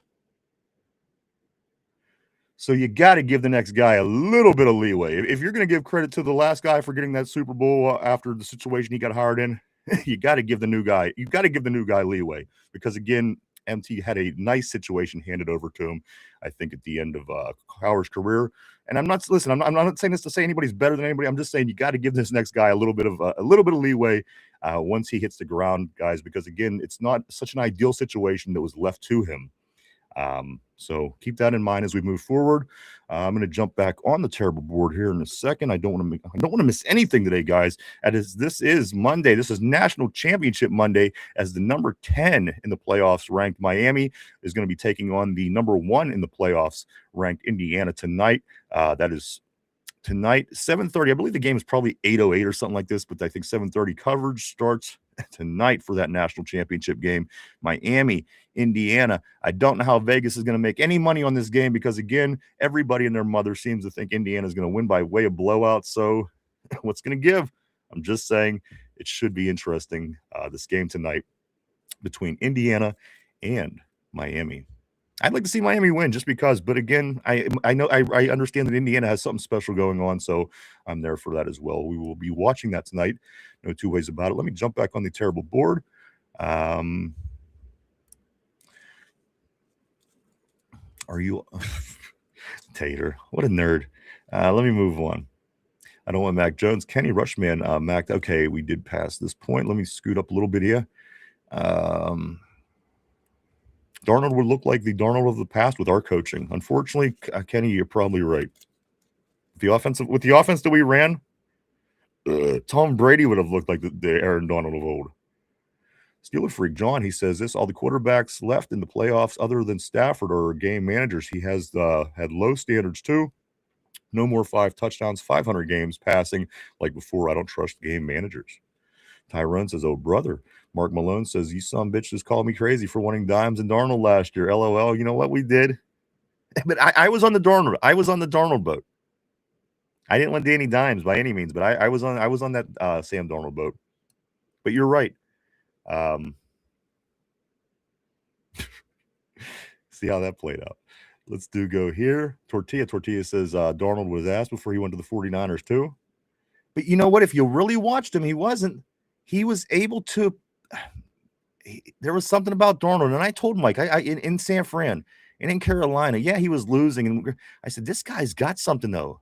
You watch on the right team, this guy's going to win a lot of football games, and he's become only the second quarterback ever to Tom Brady, guys, to win back-to-back 14-game seasons, and on 2 different teams, 14-win seasons, and one of them being Minnesota, and Minnesota turns to trash when he leaves. So you got to consider. I'm going to go right here. Literally every quarterback sucks if not using. Absolutely. Mark Malone says this. Mac Jones is this year's Dimes Darnold at 2 Dum Yinzers. I've huffed the paint. Also, M. Sparks says, hoping Will Howard got the magic stuff. I mean, we hope. It's going to be interesting to see the route that we take, guys. This is a year of change. Who knows? Who knows how this is going to play out? Steeler Freak says 7071. That's why the new offensive guru has to find his quarterback to match the scheme. I agree. These questions aren't going to be answered until we know the coordinators and we know more. So again, it's very hard to say. It's very hard to say at this moment. We're looking at all the options. Kenneth says if he's a Browns fan, that's what I'm saying, Ken. We don't know. Because he's a Browns fan. I don't know. That's the only thing that I can make. I don't get tater tot one bit. But here he is. Make it make sense. Rushman says I would trade TJ, look at deals for DK, let Cam walk, draft somewhere at the defensive tackle, draft another left tackle. Those would be the first trades I would make, trading TJ. You know what I heard this morning? I heard Broderick Jones, that they're interested in keeping Broderick Jones around. Did anybody see this? I don't even recall where I seen it. Broderick Jones. Let's talk to the new coach before we talk any more about that. I just gotta say, Vegas says he's from the Great Britain, so he likes the brown because of the color of his teeth. M. Sparks says I kind of understand, Ryan. I'm a Buccos fan. Oh, ouch. Me too. Unfortunately, no, I love my Buccos. Tortilla says literally everyone talks shit on bad quarterbacks until it's too late, and they're all of a sudden a good quarterback, and you can't get them anymore. Lightning Rod said, I asked Chat GPT if a Russian war general would make a good head coach for the Steelers, and the Chat GLT answered no.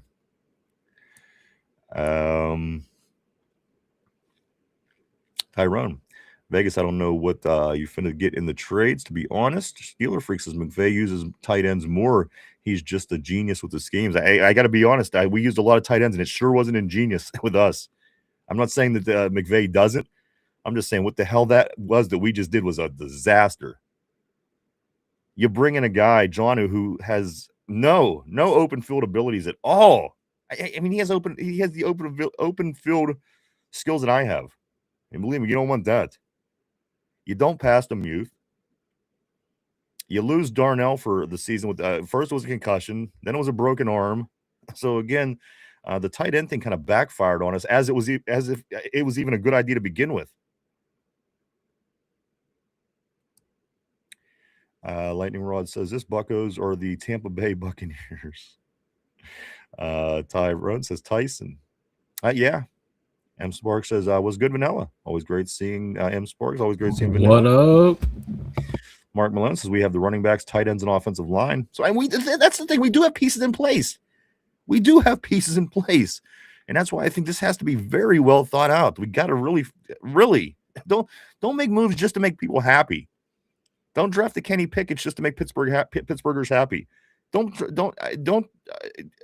That's bullshit. It's done. It's over. It's time for this team to get back to winning. And again, this is the longest period of time this team has went without winning a playoff game in the Super Bowl era. It has to change. This is the biggest offseason in a long time, guys. It has to be handled correctly. It has to be.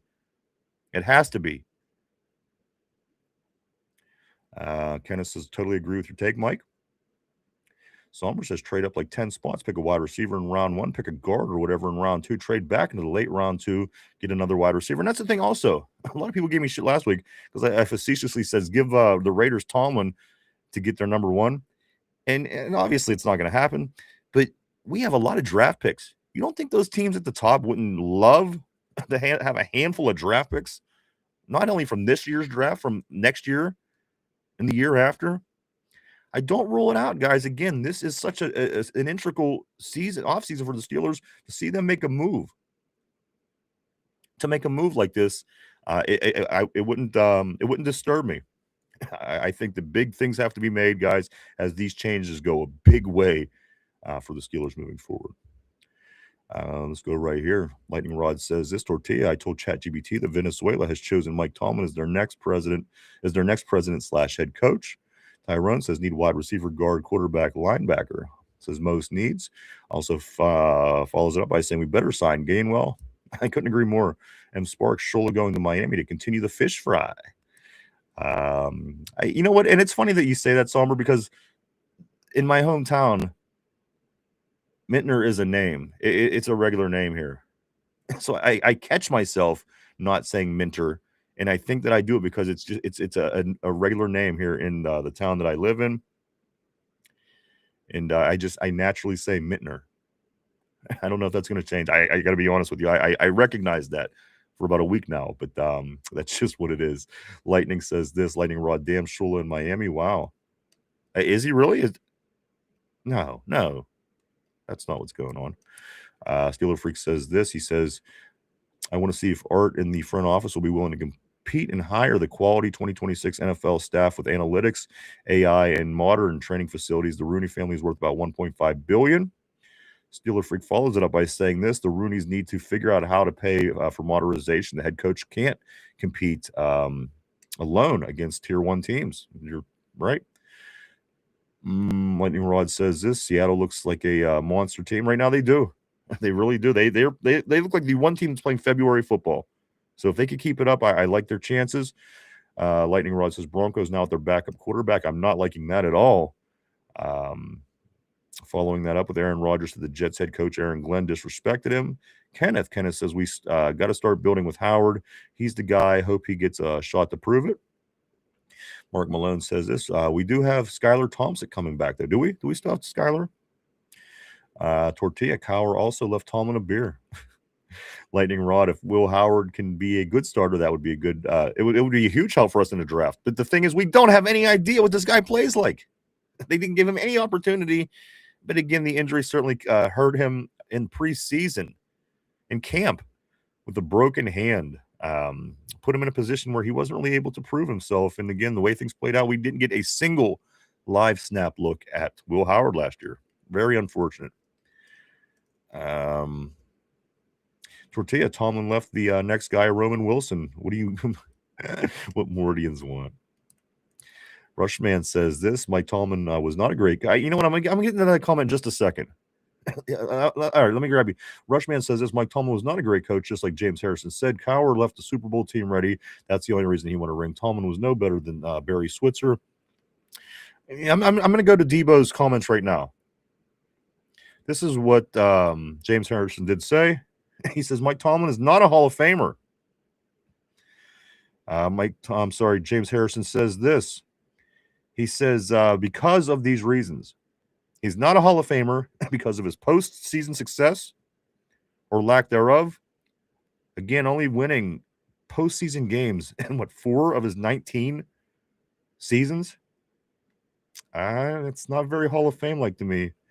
And he follows it up by saying, by an empty coaching tree, which can change with all the other players being forced to this, or all the other coaches being forced to disperse. They just might help Tomlin out in that sense. Let's say Arthur Smith takes a head coaching job.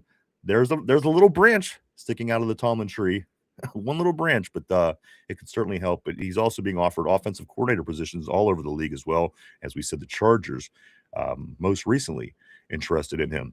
Also, Harrison's relationship, he says, with Mike Tomlin was all business. He didn't get into the friendly, and this is kind of a problem. And this is something, and let me explain why. Can I take just a moment?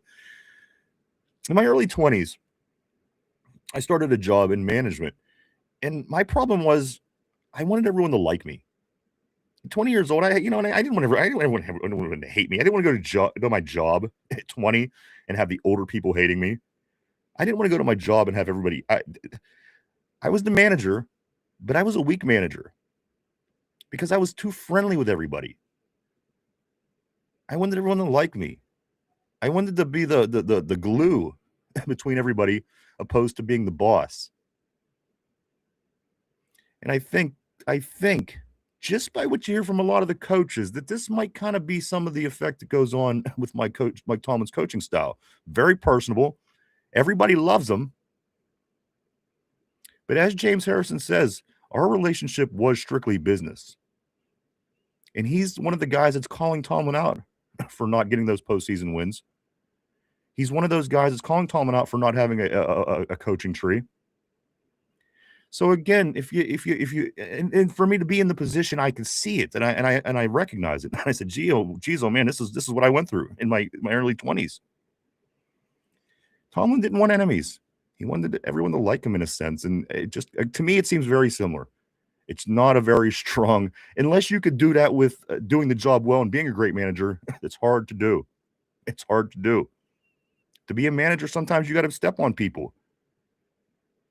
You got to be willing to bark at people. You got to be willing to cut some throats. And at the end of the day, I wasn't willing to do that at that point. And my management skills sucked. They grew over time, and I did great at my job eventually. But again, it seems like when everybody likes you, you can have problems. You can have problems when that's the game. Let's see. Also here, and the other comment that he made, of course, goes back to the coaching tree. He says, I can't give Mike Tomlin the nod on a Hall of Fame coach because he has made no disciples, was the exact words by James Harrison. Say what you want, Mike. You can't disagree. No disciples. To me, coaching tree is the most overrated thing in NFL. Mike, in 20 years, he has zero. Belichick had guys go be coaches, and they flamed out everywhere else. People want to talk Nobody about wants to hire any of Mike Tomlin's coaches. On Bill Cowher's staff, they've gone on. They were all in the NFL. Mike Mularkey went to the Super Bowl. And flamed out everywhere. Bruce Arians, Super Bowl. Bruce Arians was not Bruce Arians was in the NFL for like at least a decade. I got to be honest with you. That's really beside the point. And again, we have more current things to talk about, and I'm going to move forward, Mike, because again, we are really moving along in the show, and your argument is valid to a degree. But it's 100% valid. It's 100% no, right. Mike, and I'm going to tell you why it's not valid. Without you cutting me off, let me tell you why.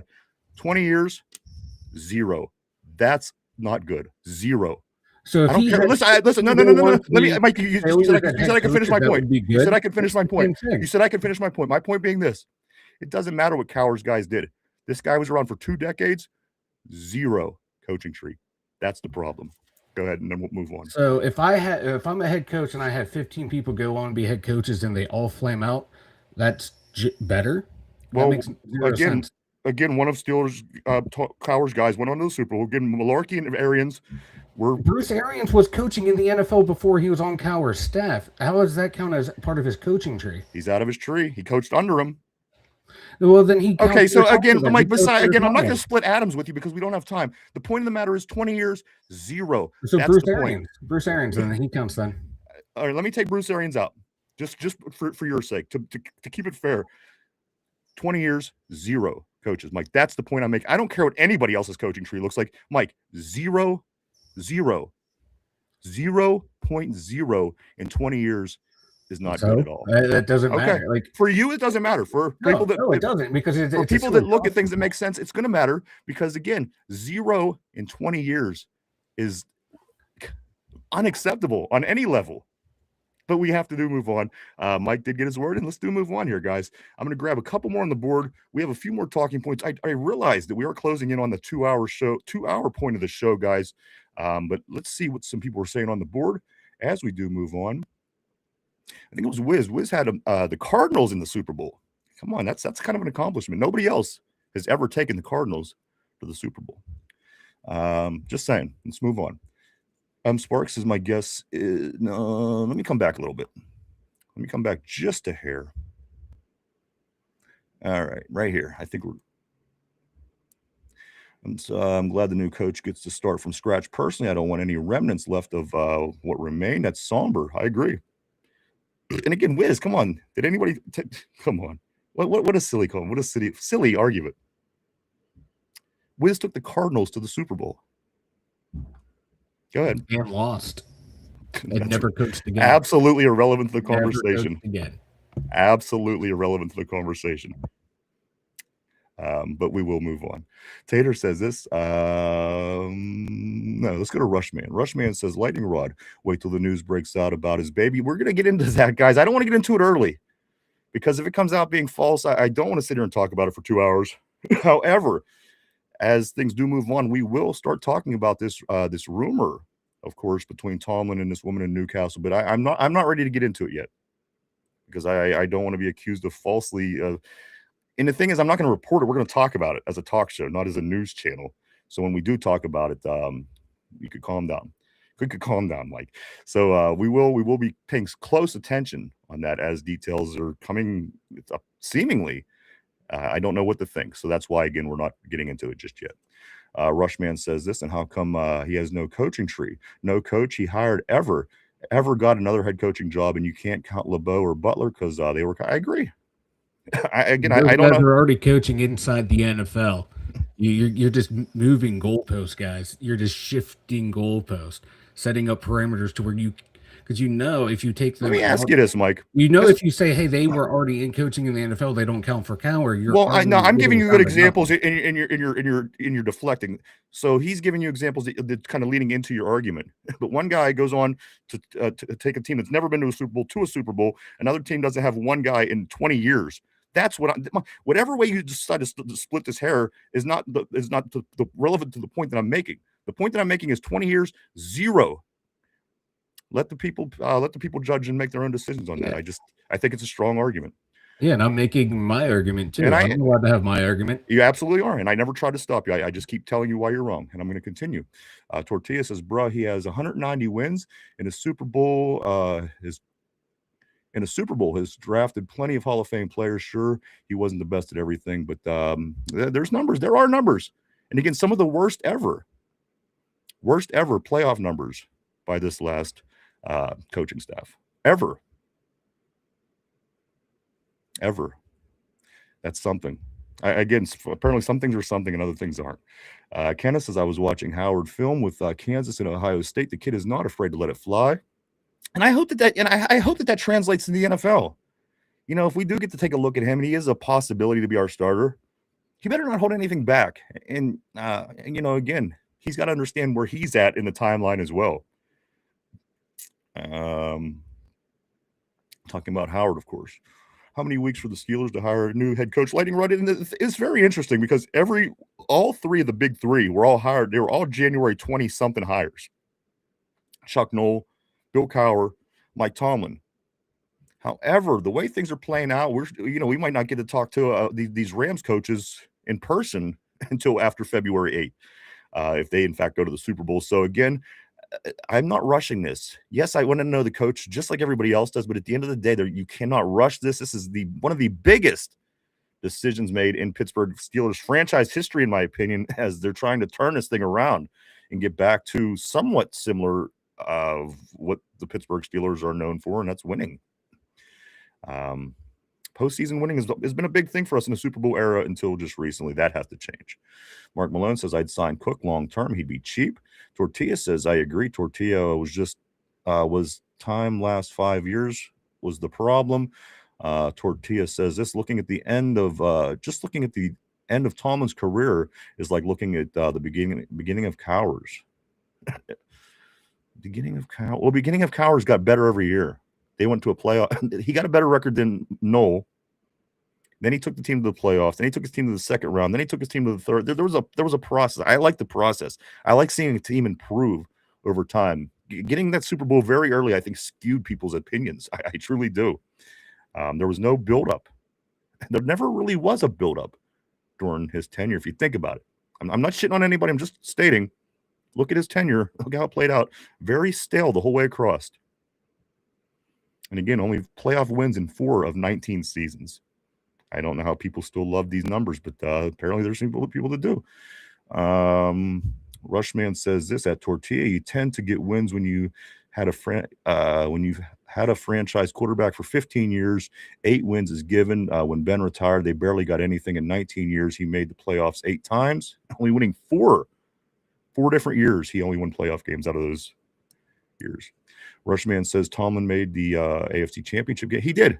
And Tomlin and Cowher had his 6 as well. Rushman says this, Lightning, oh, really? She filed for divorce. Let me scoot up a little bit just because of where we are on time. I apologize. Guys, I love reading every single message, and I will read every single message. M. Sparks says this, my guess is Flores head coach and the Rams young phenom offensive passing coordinator with the funny name, Shilhas. That is a Pittsburgh name if I've ever seen it. If he ends up being the guy, Pittsburgh will love that because it's just a name they'll be able to say naturally. They'll think it's Shilhouse, but they'll pronounce it correctly. Lightning Rod says, I asked Google and it said, yeah, or most likely. I'm gonna have to scoot like right here. Skylar's a free agent, Somber says. Rushman says Tortilla, watch and see. Lightning Rod, good point, Ryan. Also, Mark Malone says Rushman says Tallman's record after all the players retired 3-11. That's not a great coach. Mark Malone, Tallman will be voted into the Hall of Fame first shot. You're probably right, because they'll ignore all those other numbers. Again, they love the 500 record. They love it. It literally yielded us nothing. It was good for him. It was good for the team. He made all of his money being average, and the team just, again, stayed still for a decade at least. Rushman says if you base your career on a regular season, then you're like average. You're right, and 500. Come on, that's one of the goofiest. Listen, and it's a record. I acknowledge that, and I do give it respect. But at the end of the day, that's literally nothing. I would rather go by the ebbs and flows of the league and fall into a good draft pick every now and then. Call me crazy. Scoot up a little. I've been writing it all. It wasn't all on Tallman. Art has to take a lot of blame for being absolutely. And again, we're going to learn a lot of things about Coach T by this next chapter of the way Pittsburgh Steelers football plays. So again, I'll hold the receipts. We will have these conversations about all these things as we move forward, because I think there's some areas that people are misled. I truly believe this. Lightning Rod says Steelers had the most expensive defense in 2025. That's right. They sure did. That has to change. That has to change. And you're right, Lightning Rod. It's a business, not a family. It shouldn't matter if everyone likes you. The fact that people come in and do their hardest work for you because you're there to do a job. When you go to your job, you're not there to make friends. You're there to make money and do a job. And if I'm paying you money and you come in and do your job and get the job done, that's a day's work. To go and make friends, and it's all really secondary, guys, when it comes down to it. Steeler Freak says now Ryan can tell anyone to get the fuck off his podcast without blinking an eye. He has come a long way. I've made it to the top. Steeler Freak says, careful, Mike, you're going to get thrown off the podcast. Mike is he is Vanilla Thunder, Lightning Rod. Yes, Mike is Vanilla Thunder. Go ahead, Mike. They ain't throwing me off of shit. He's too big. I can't throw him off of nothing. I tried, believe me. Your motherfuckers are stuck with me. Tortilla didn't know coaching trees were important. They're not. However, there's something that you could look at, is all I'm saying. 20 years with 0 says something to me. To me. Maybe not to Mike. Maybe not to you. But that says something to me. Maybe I'm crazy. I don't know. Somber says, let them debate, y'all. It's fine. Absolutely. Mark Malone, Arian was just a QB coach before. Let me scoot up here. Right there. Listen, I didn't want to get into. I don't want to do this, but I have to read this just because it's funny. Rushman says Wisenhunt Cowher went to the Super Bowl with the Cardinals. Matt Canada, not even coaching on Matt Canada. Can you compare Matt Canada to any of the names that we named? That's all I'm saying. Come on, it's been jokey. It's been very. This is why we're a joke anymore, guys. And the thing is, I think everyone around the league loves telling us how great it was having the coach that we had, because we bit into it. We bought into it. We bought into it. You know what? We have a great coach. Everyone's telling us we did. Well, meanwhile, we haven't won a playoff game in a decade. So again, a lot of changes coming up. Whatever your thoughts are, I do respect Mike. I do respect Coach Tallman. I do respect Cowher. I do respect Noel. I think they should all be on a special mountainside as our Mount Rushmore here in Pittsburgh. Maybe on Mount Washington up there by the sign, something. He will always be Coach Tomlin for the Pittsburgh Steelers, in my opinion, and I hope he has all the luck in the world. I truly, honestly do. I hope he has great success when he leaves here. But again, I think a lot of questions, a lot of BS is going to get answered between what's going on with the Steelers and wherever he may play out if he does, in fact, go anywhere. Again, we will have receipts on all that. We're going to get into it as they all play out, guys. Believe me. Vegas, yes, Danny Smith did interview with Tampa Bay. That is 100% true. I like this one. I like this one. Like, this one is, or at least I did. I liked it until it moved.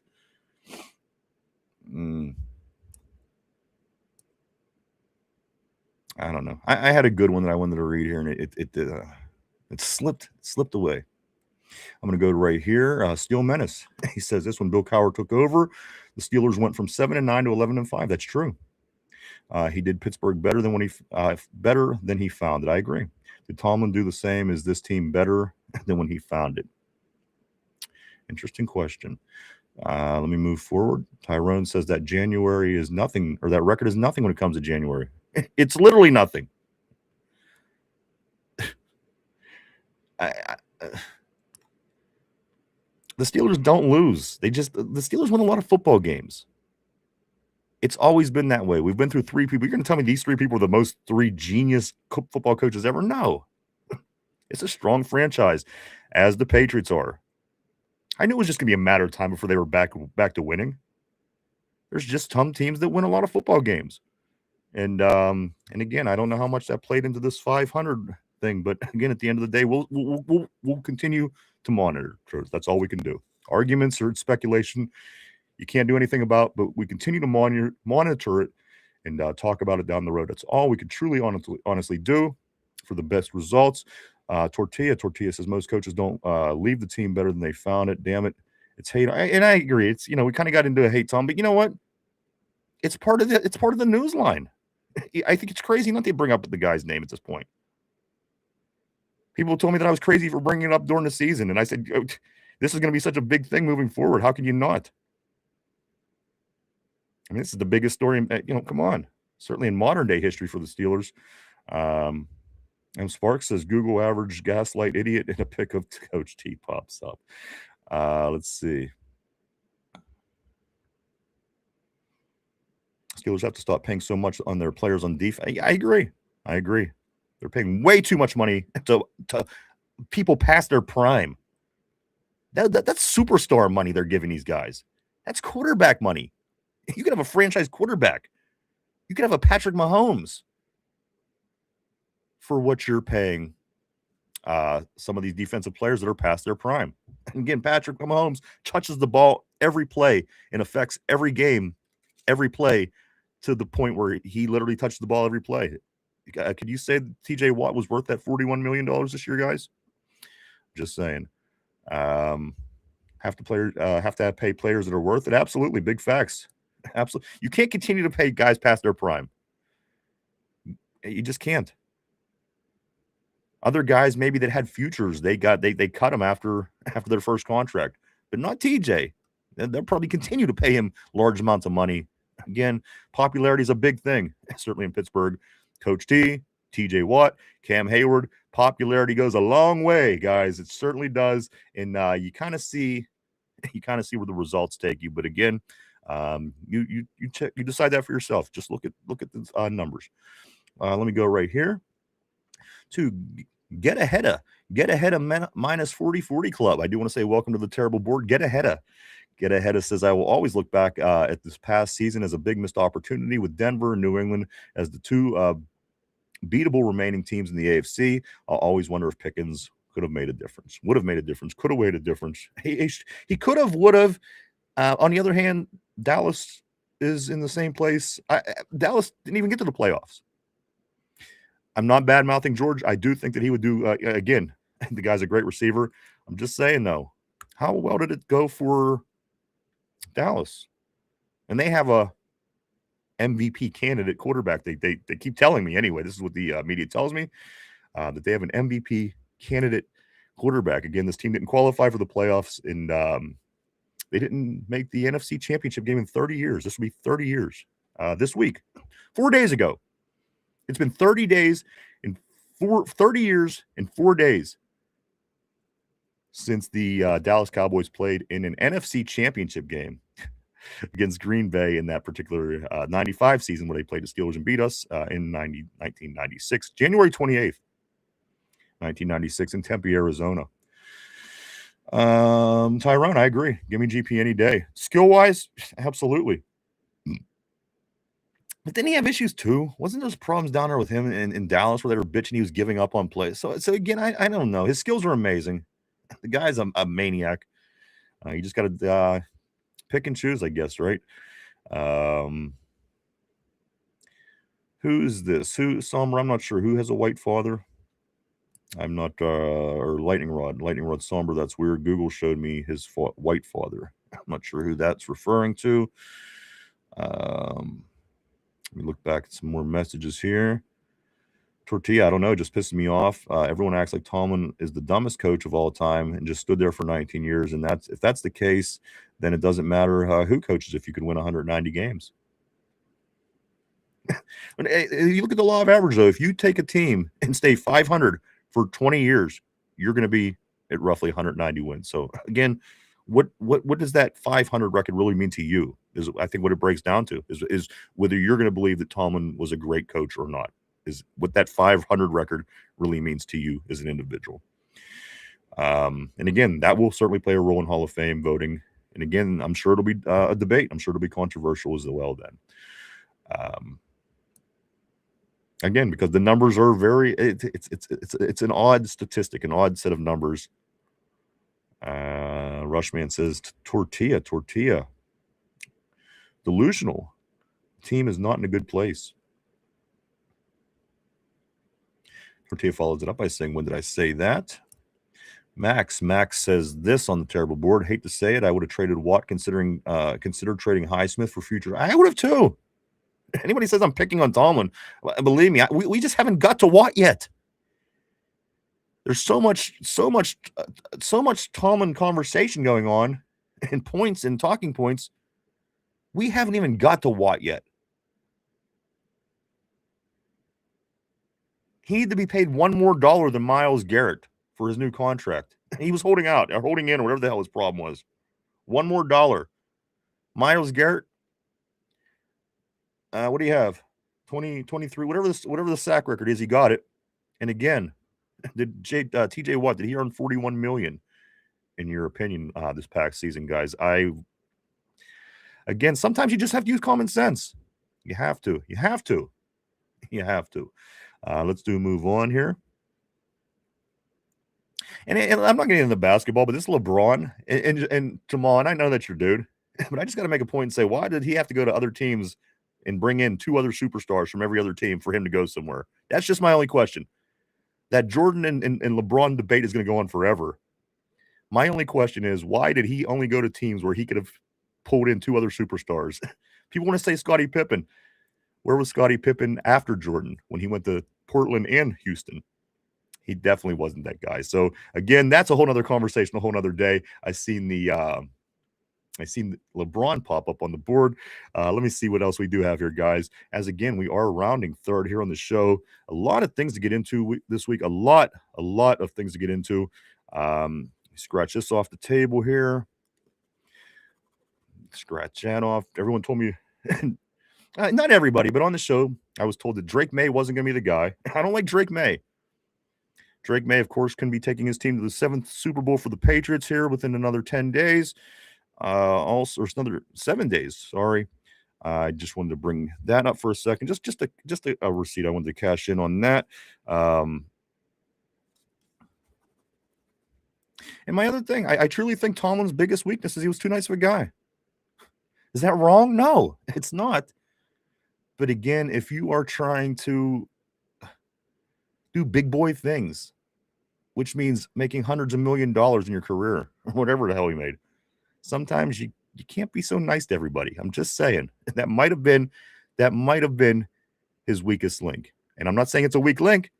I'm just saying it might have been Tomlin's weakest link. He treated people well. Where is he wrong? Where is he wrong, guys? Let's see. We got this. Flores, he will be back in for a second interview, guys. He did take his interview via the virtual interviews, so we did get to that. Throw this on a board for you real guys as well, as we are kind of at this point of the show. Howard, free agent or rookie? Who's going to be under center this season moving forward? Who do you want under center? Who do you think would be the best case scenario? Will Howard, a free agent? Let's say Malik Willis for shits and giggles. Howard, Willis, or a rookie? What benefits this team in the sense of the way you want to see the Steelers go? How do you think the best case scenario for the quarterback for the Pittsburgh Steelers would play out where we are with what we have going on, bringing in a new coach, new coordinators? Nothing should be the same in theory. What do you guys want? You guys want you want Howard? You want a free agent? Or do you want to maybe look at a stud rookie, perhaps? We have a bunch of draft picks, 12 of them, and future years as well, and possibly pieces that we could use as leverage. What would you prefer? What would you prefer? Will Howard, a free agent, or a rookie? Just interested to know what everyone thinks. Jamal, he says, I want TJ here too. I would like TJ to just do a little bit more.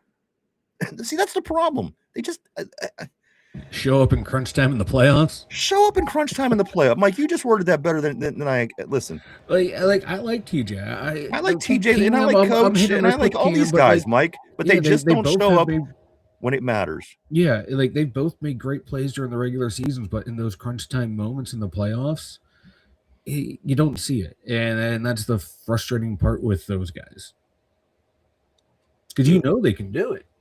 Let me ask you this: you do it in that moment, and you're starting to see that with certain quarterbacks in the NFL now too. You know, guys that are great during the regular season can't get it done in the postseason, and they're in that category. Also, one other thing, and I know the last few years were rough for Tomlin with the quarterbacks. The Coach Cowher, he had some rough years too. If he would have had Big Ben his whole tenure, with the exception of 4 years, whatever, it might have been, again, different as well. So, again, a lot of things to talk about, guys. That's why we're here. We're here to talk Steelers. We're here to talk about the obvious. We're here to talk about the news. We're also here to talk about things that aren't so popular and maybe the controversial, guys. You get it all here on the Two Dum Yinzers 5 days a week right here on the show, guys. Let me see what I have left, because we are just about at that time. Got this, odds, people coming in, Avero, Flores, Halfie, Kubiak, McCarthy, Minter, Stillhouse, Chris Shula, Anthony Weaver, a bunch of names that we do have people we have requests out to, we have interviews set up with. Even some of these names, guys, already going into the second interview, guys, of the process, as Flores and as Stillhouse and Shula. Of course, the latter two still very active, playing their NFC Championship game with the Rams, both on that coaching staff now. So we're going to have to wait that one out no matter what happens. What else? Tonight, Indiana and Miami. Who do you guys think are going to win this game? I think that it's a little too obvious that the whole world just knows that Indiana is going to win this by a big amount, which I think that that's what's going to happen. How does this stay a good game? How does Vegas? And again, you got to follow the bottom line. Common sense sometimes is trumped by the bottom line. And unfortunately, that's, I think, the case here, guys. Is there any chance, Mike, that the Miami Hurricanes in the Indiana Hoosiers is not a blowout tonight? And if it is, how is Vegas going to walk away from this one? Like, if Miami's defense shows up the way they did against, like, Ohio State and just smothered them and didn't let them get in, that's how it's going to be close.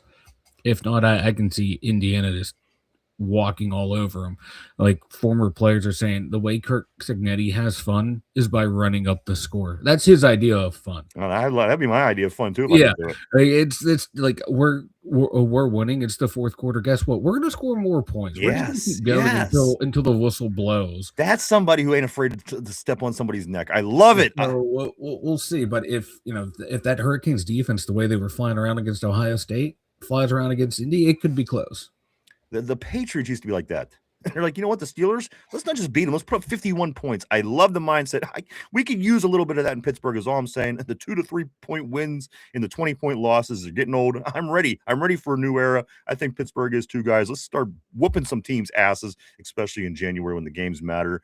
Guys, let me jump on the board, see what everybody thinks. I do want to say what's up and welcome, and what's up to Stu Bus Driver. I want to say welcome to the terrible board for you and welcome to the show. Lightning Rod says Indiana's going to win this one. Tyrone says Indiana 35, Miami 24. Stu Bus Driver says I got Indiana by 20. Somber says, yeah, Miami's only chances are D. line causing havoc, their D-line causing havoc. Indiana in a close one. And I think that's all we can really ask for, right, is for the game to be competitive. Most people are predicting that Indiana is going to win, and maybe by a pretty significant margin. It's tonight. Tonight, guys, national championship will be here tomorrow, as we are every day, to talk about that and so much more. A lot of Pittsburgh Steelers scoop. It's just not going away as this offseason begins to continue to roll out. It's going to be one of the biggest in my lifetime. I could promise you that. It already is in some ways. And we haven't even got into everything. There's so much in this offseason that's going to be going down, and so much that's going to take part of what this team is going to look like moving forward. Amazing stuff, guys. You got to love it. You got to love it. At the end of the day, of course, you want to be playing next week, but the fact of the matter is we're not. We're going to be figuring out ways to try to improve what we can do and become a better team. You got to love that. Mike, why don't you go ahead and tell everybody about the website? The2dumyinzers.com. Check it out, everyone. We got all of our social media links over there. The merch store, Dumb Thoughts, the2dumyinzers.com. All right, go check it out. A lot of stuff over there. A lot of cool things. Mike puts his dumb thoughts over there. There are the links to every single show. Also, all of our contact information. And if you do like that sharp fist logo, a lot of merchandise over there with that fist logo on it. Do go check it out at www.the2dumyinzers.com. All right, guys, it's time to get into the trivia question of the day. We've been talking coaches, and rightfully so, here in Pittsburgh over the past week. 7 days. It's only been 7 days, believe it or not, guys, since Coach T did step down. Rumors swirl about him. I don't know what to make of it. People were trying to get me to go into it on the show. Again, when I do, it's not going to be as a news. I'm not going to be giving you the facts. I'm going to be talking about it as conversation on the show because, again, I don't know. It seems bad if it's true.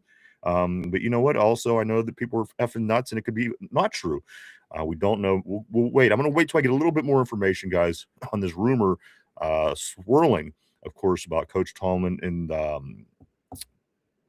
people in Newcastle. We'll just leave it at that as we do move forward here, guys. Put on your thinking caps. Everybody on the board, everybody at home. Mike, here we go. Here is your question of the day.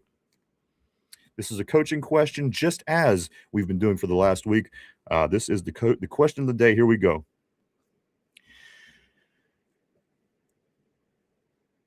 Of course, everybody knows that the Pittsburgh Steelers fans at least have an interest in Chris Shula. And everybody knows that Chris Shula's grandpappy, Don Shula, has the most wins ever. No coach has ever had more wins in the NFL than Don Shula. Longtime coach for the Dolphins. Chris, right now, is defensive coordinator with the Rams. My question is, which team did Dave Shula coach? He coached one team in the NFL. Don't shout your answer out yet, Mike, if you know it. My question is, what NFL team did Dave Shula head coach in the NFL? Of course, Dave Shula is Chris's dad, Don's son. A lot of people are interested in Chris. Everyone knows, and the Don's one of the greatest. But who's that one team? It was only one. Dave Shula coached in the NFL, guys. It wasn't a successful run, albeit it was a 4-year run. 1992 to 1996 was the period of time. Guys, question of the day. What team in the NFL did Dave Shula head coach for? Think that over, guys. We're live 5 days a week right here, Monday through Friday, 11:30 a.m. to 2:30 p.m., give or take, right here every day, right here on the tube. On tube. A few different answers on the board. JBJ is the GOAT. I agree. I love me some JBJ. Tyrone. Tortilla says Dolphins. Stu the bus driver says the Bungles. A couple good guesses. Lightning Rod also saying the Bungles. Throw your guesses up there, guys, if you think that you know, or maybe you do know. Maybe you're even a fan of this team. But there was one team that Dave Shula did coach for 4 years in the early 90s. Just one. As again, we were pursuing, or at least wanting to talk to, his son. And of course, his dad was the great Don Shula. More wins than anybody else in NFL history at head coach, guys. Give you another minute or so. Throw your thoughts up if you think you know it. Which NFL football team did Dave Shula coach? 4 years. 92 to 96. I think 19 and 56 was his record, give or take. I don't remember exactly, but it was along those lines. At Max M Sparks says apparently somebody never seen cool running the Jamaican bobsled team. That was a great movie, of course, when I was growing up. Ty is saying the Bengals. Mike, do you want to give it a go? Who do you think that Dave Shula coached for 4 years, getting about a 19 and 56? I do believe is what it was. Record, Mike. Who was it? I believe it was the Bengals. The Bengals. Is this your final answer? Final answer. All right, I'm locking Mike in on the Bengals. Mike is locked in. Everybody, Tortilla says Dolphins, Bengals, also on the board. Lightning, Stu, Tyrone, everybody. Just another second, guys. Who was the one team that Dave Shula? I'm talking about the guy in the middle. Of course, Dad was Dawn. All the wins. Chris, the grandson, we're interested in. But right here, which team did Dave Shula coach for? Everybody's saying the Bengals, with the exception of one Dolphins, guys. And the correct answer, of course, is the Bengals. 1992 to 1996, Dave Shula, 19 and 56. I do think, I think the 19's right. Whether the 56 is wrong, it's 50-something.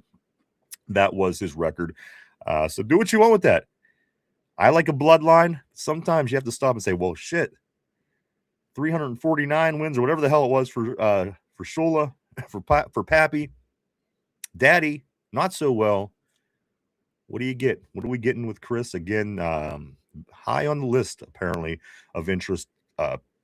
Coaches gaining interest here in Steeler Nation, guys. So we will be keeping an eye on that and so much more as we do move forward.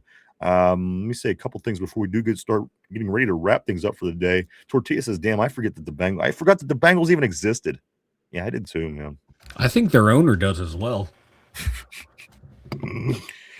Couple things I do want to say before we do get ready to wrap things up, guys. As you are getting ready to watch that national championship game tonight between the Indiana Hoosiers and the Miami Hurricanes, you might want to swing by.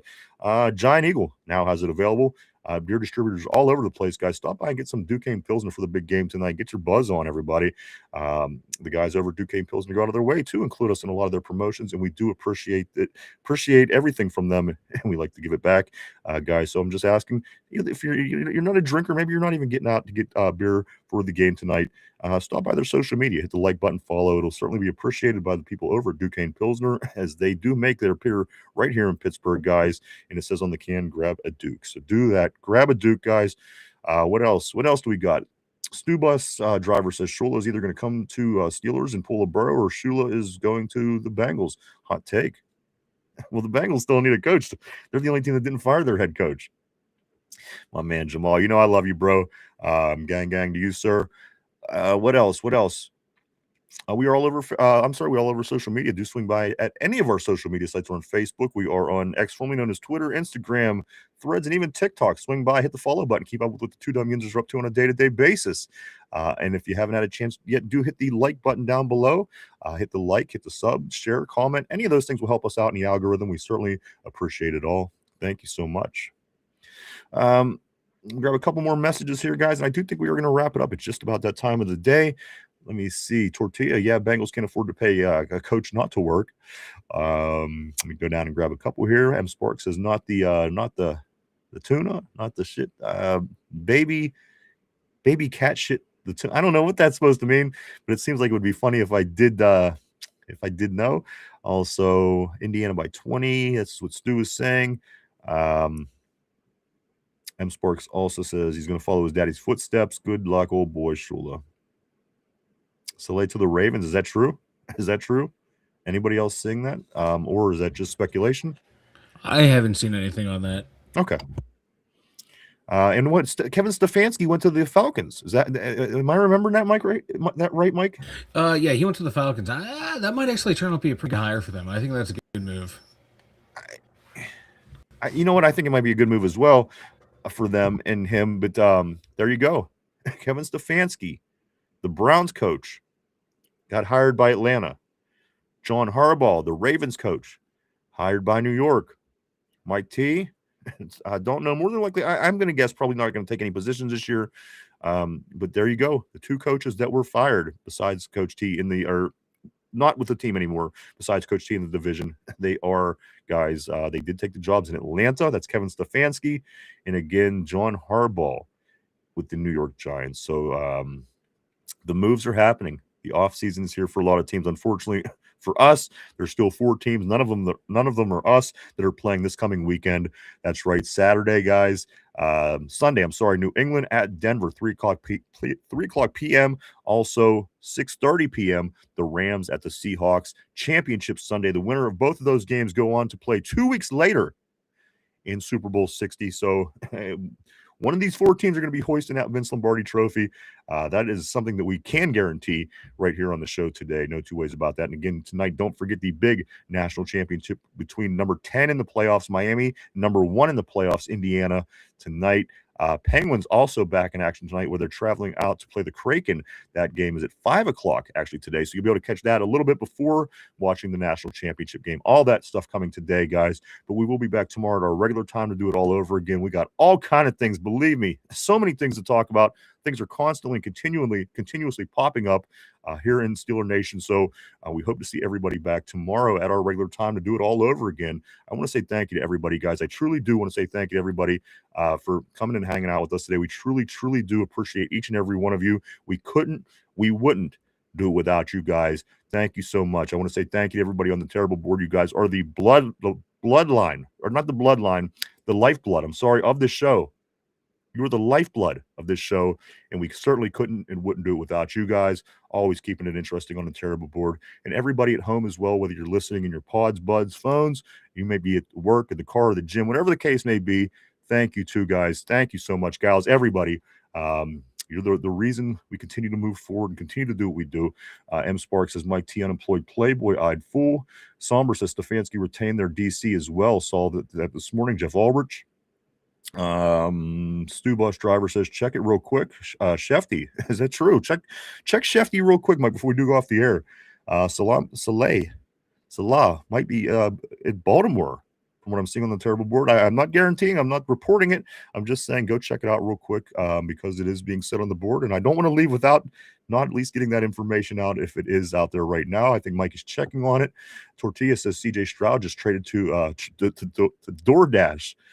Nothing from Shefty. Somber is saying, okay, I appreciate that, Somber, my man. Always great.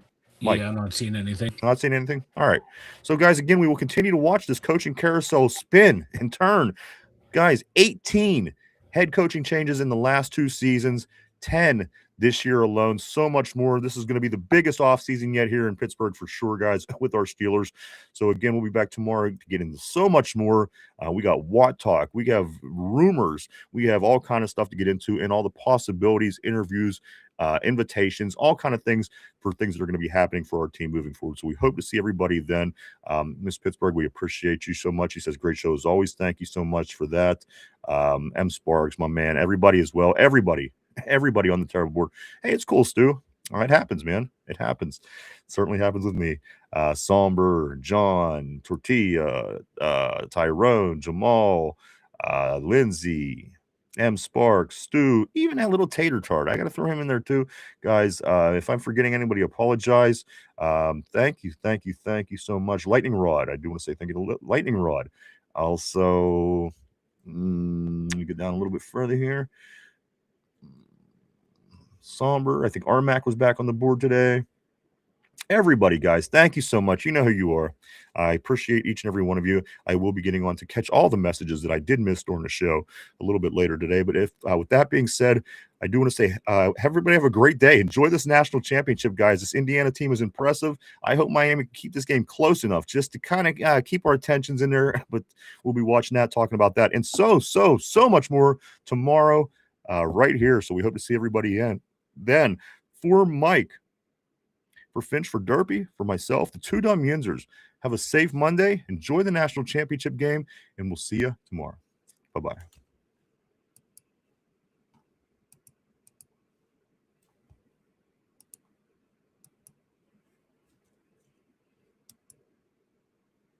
Or maybe not. I'm having some kind of computer issue here.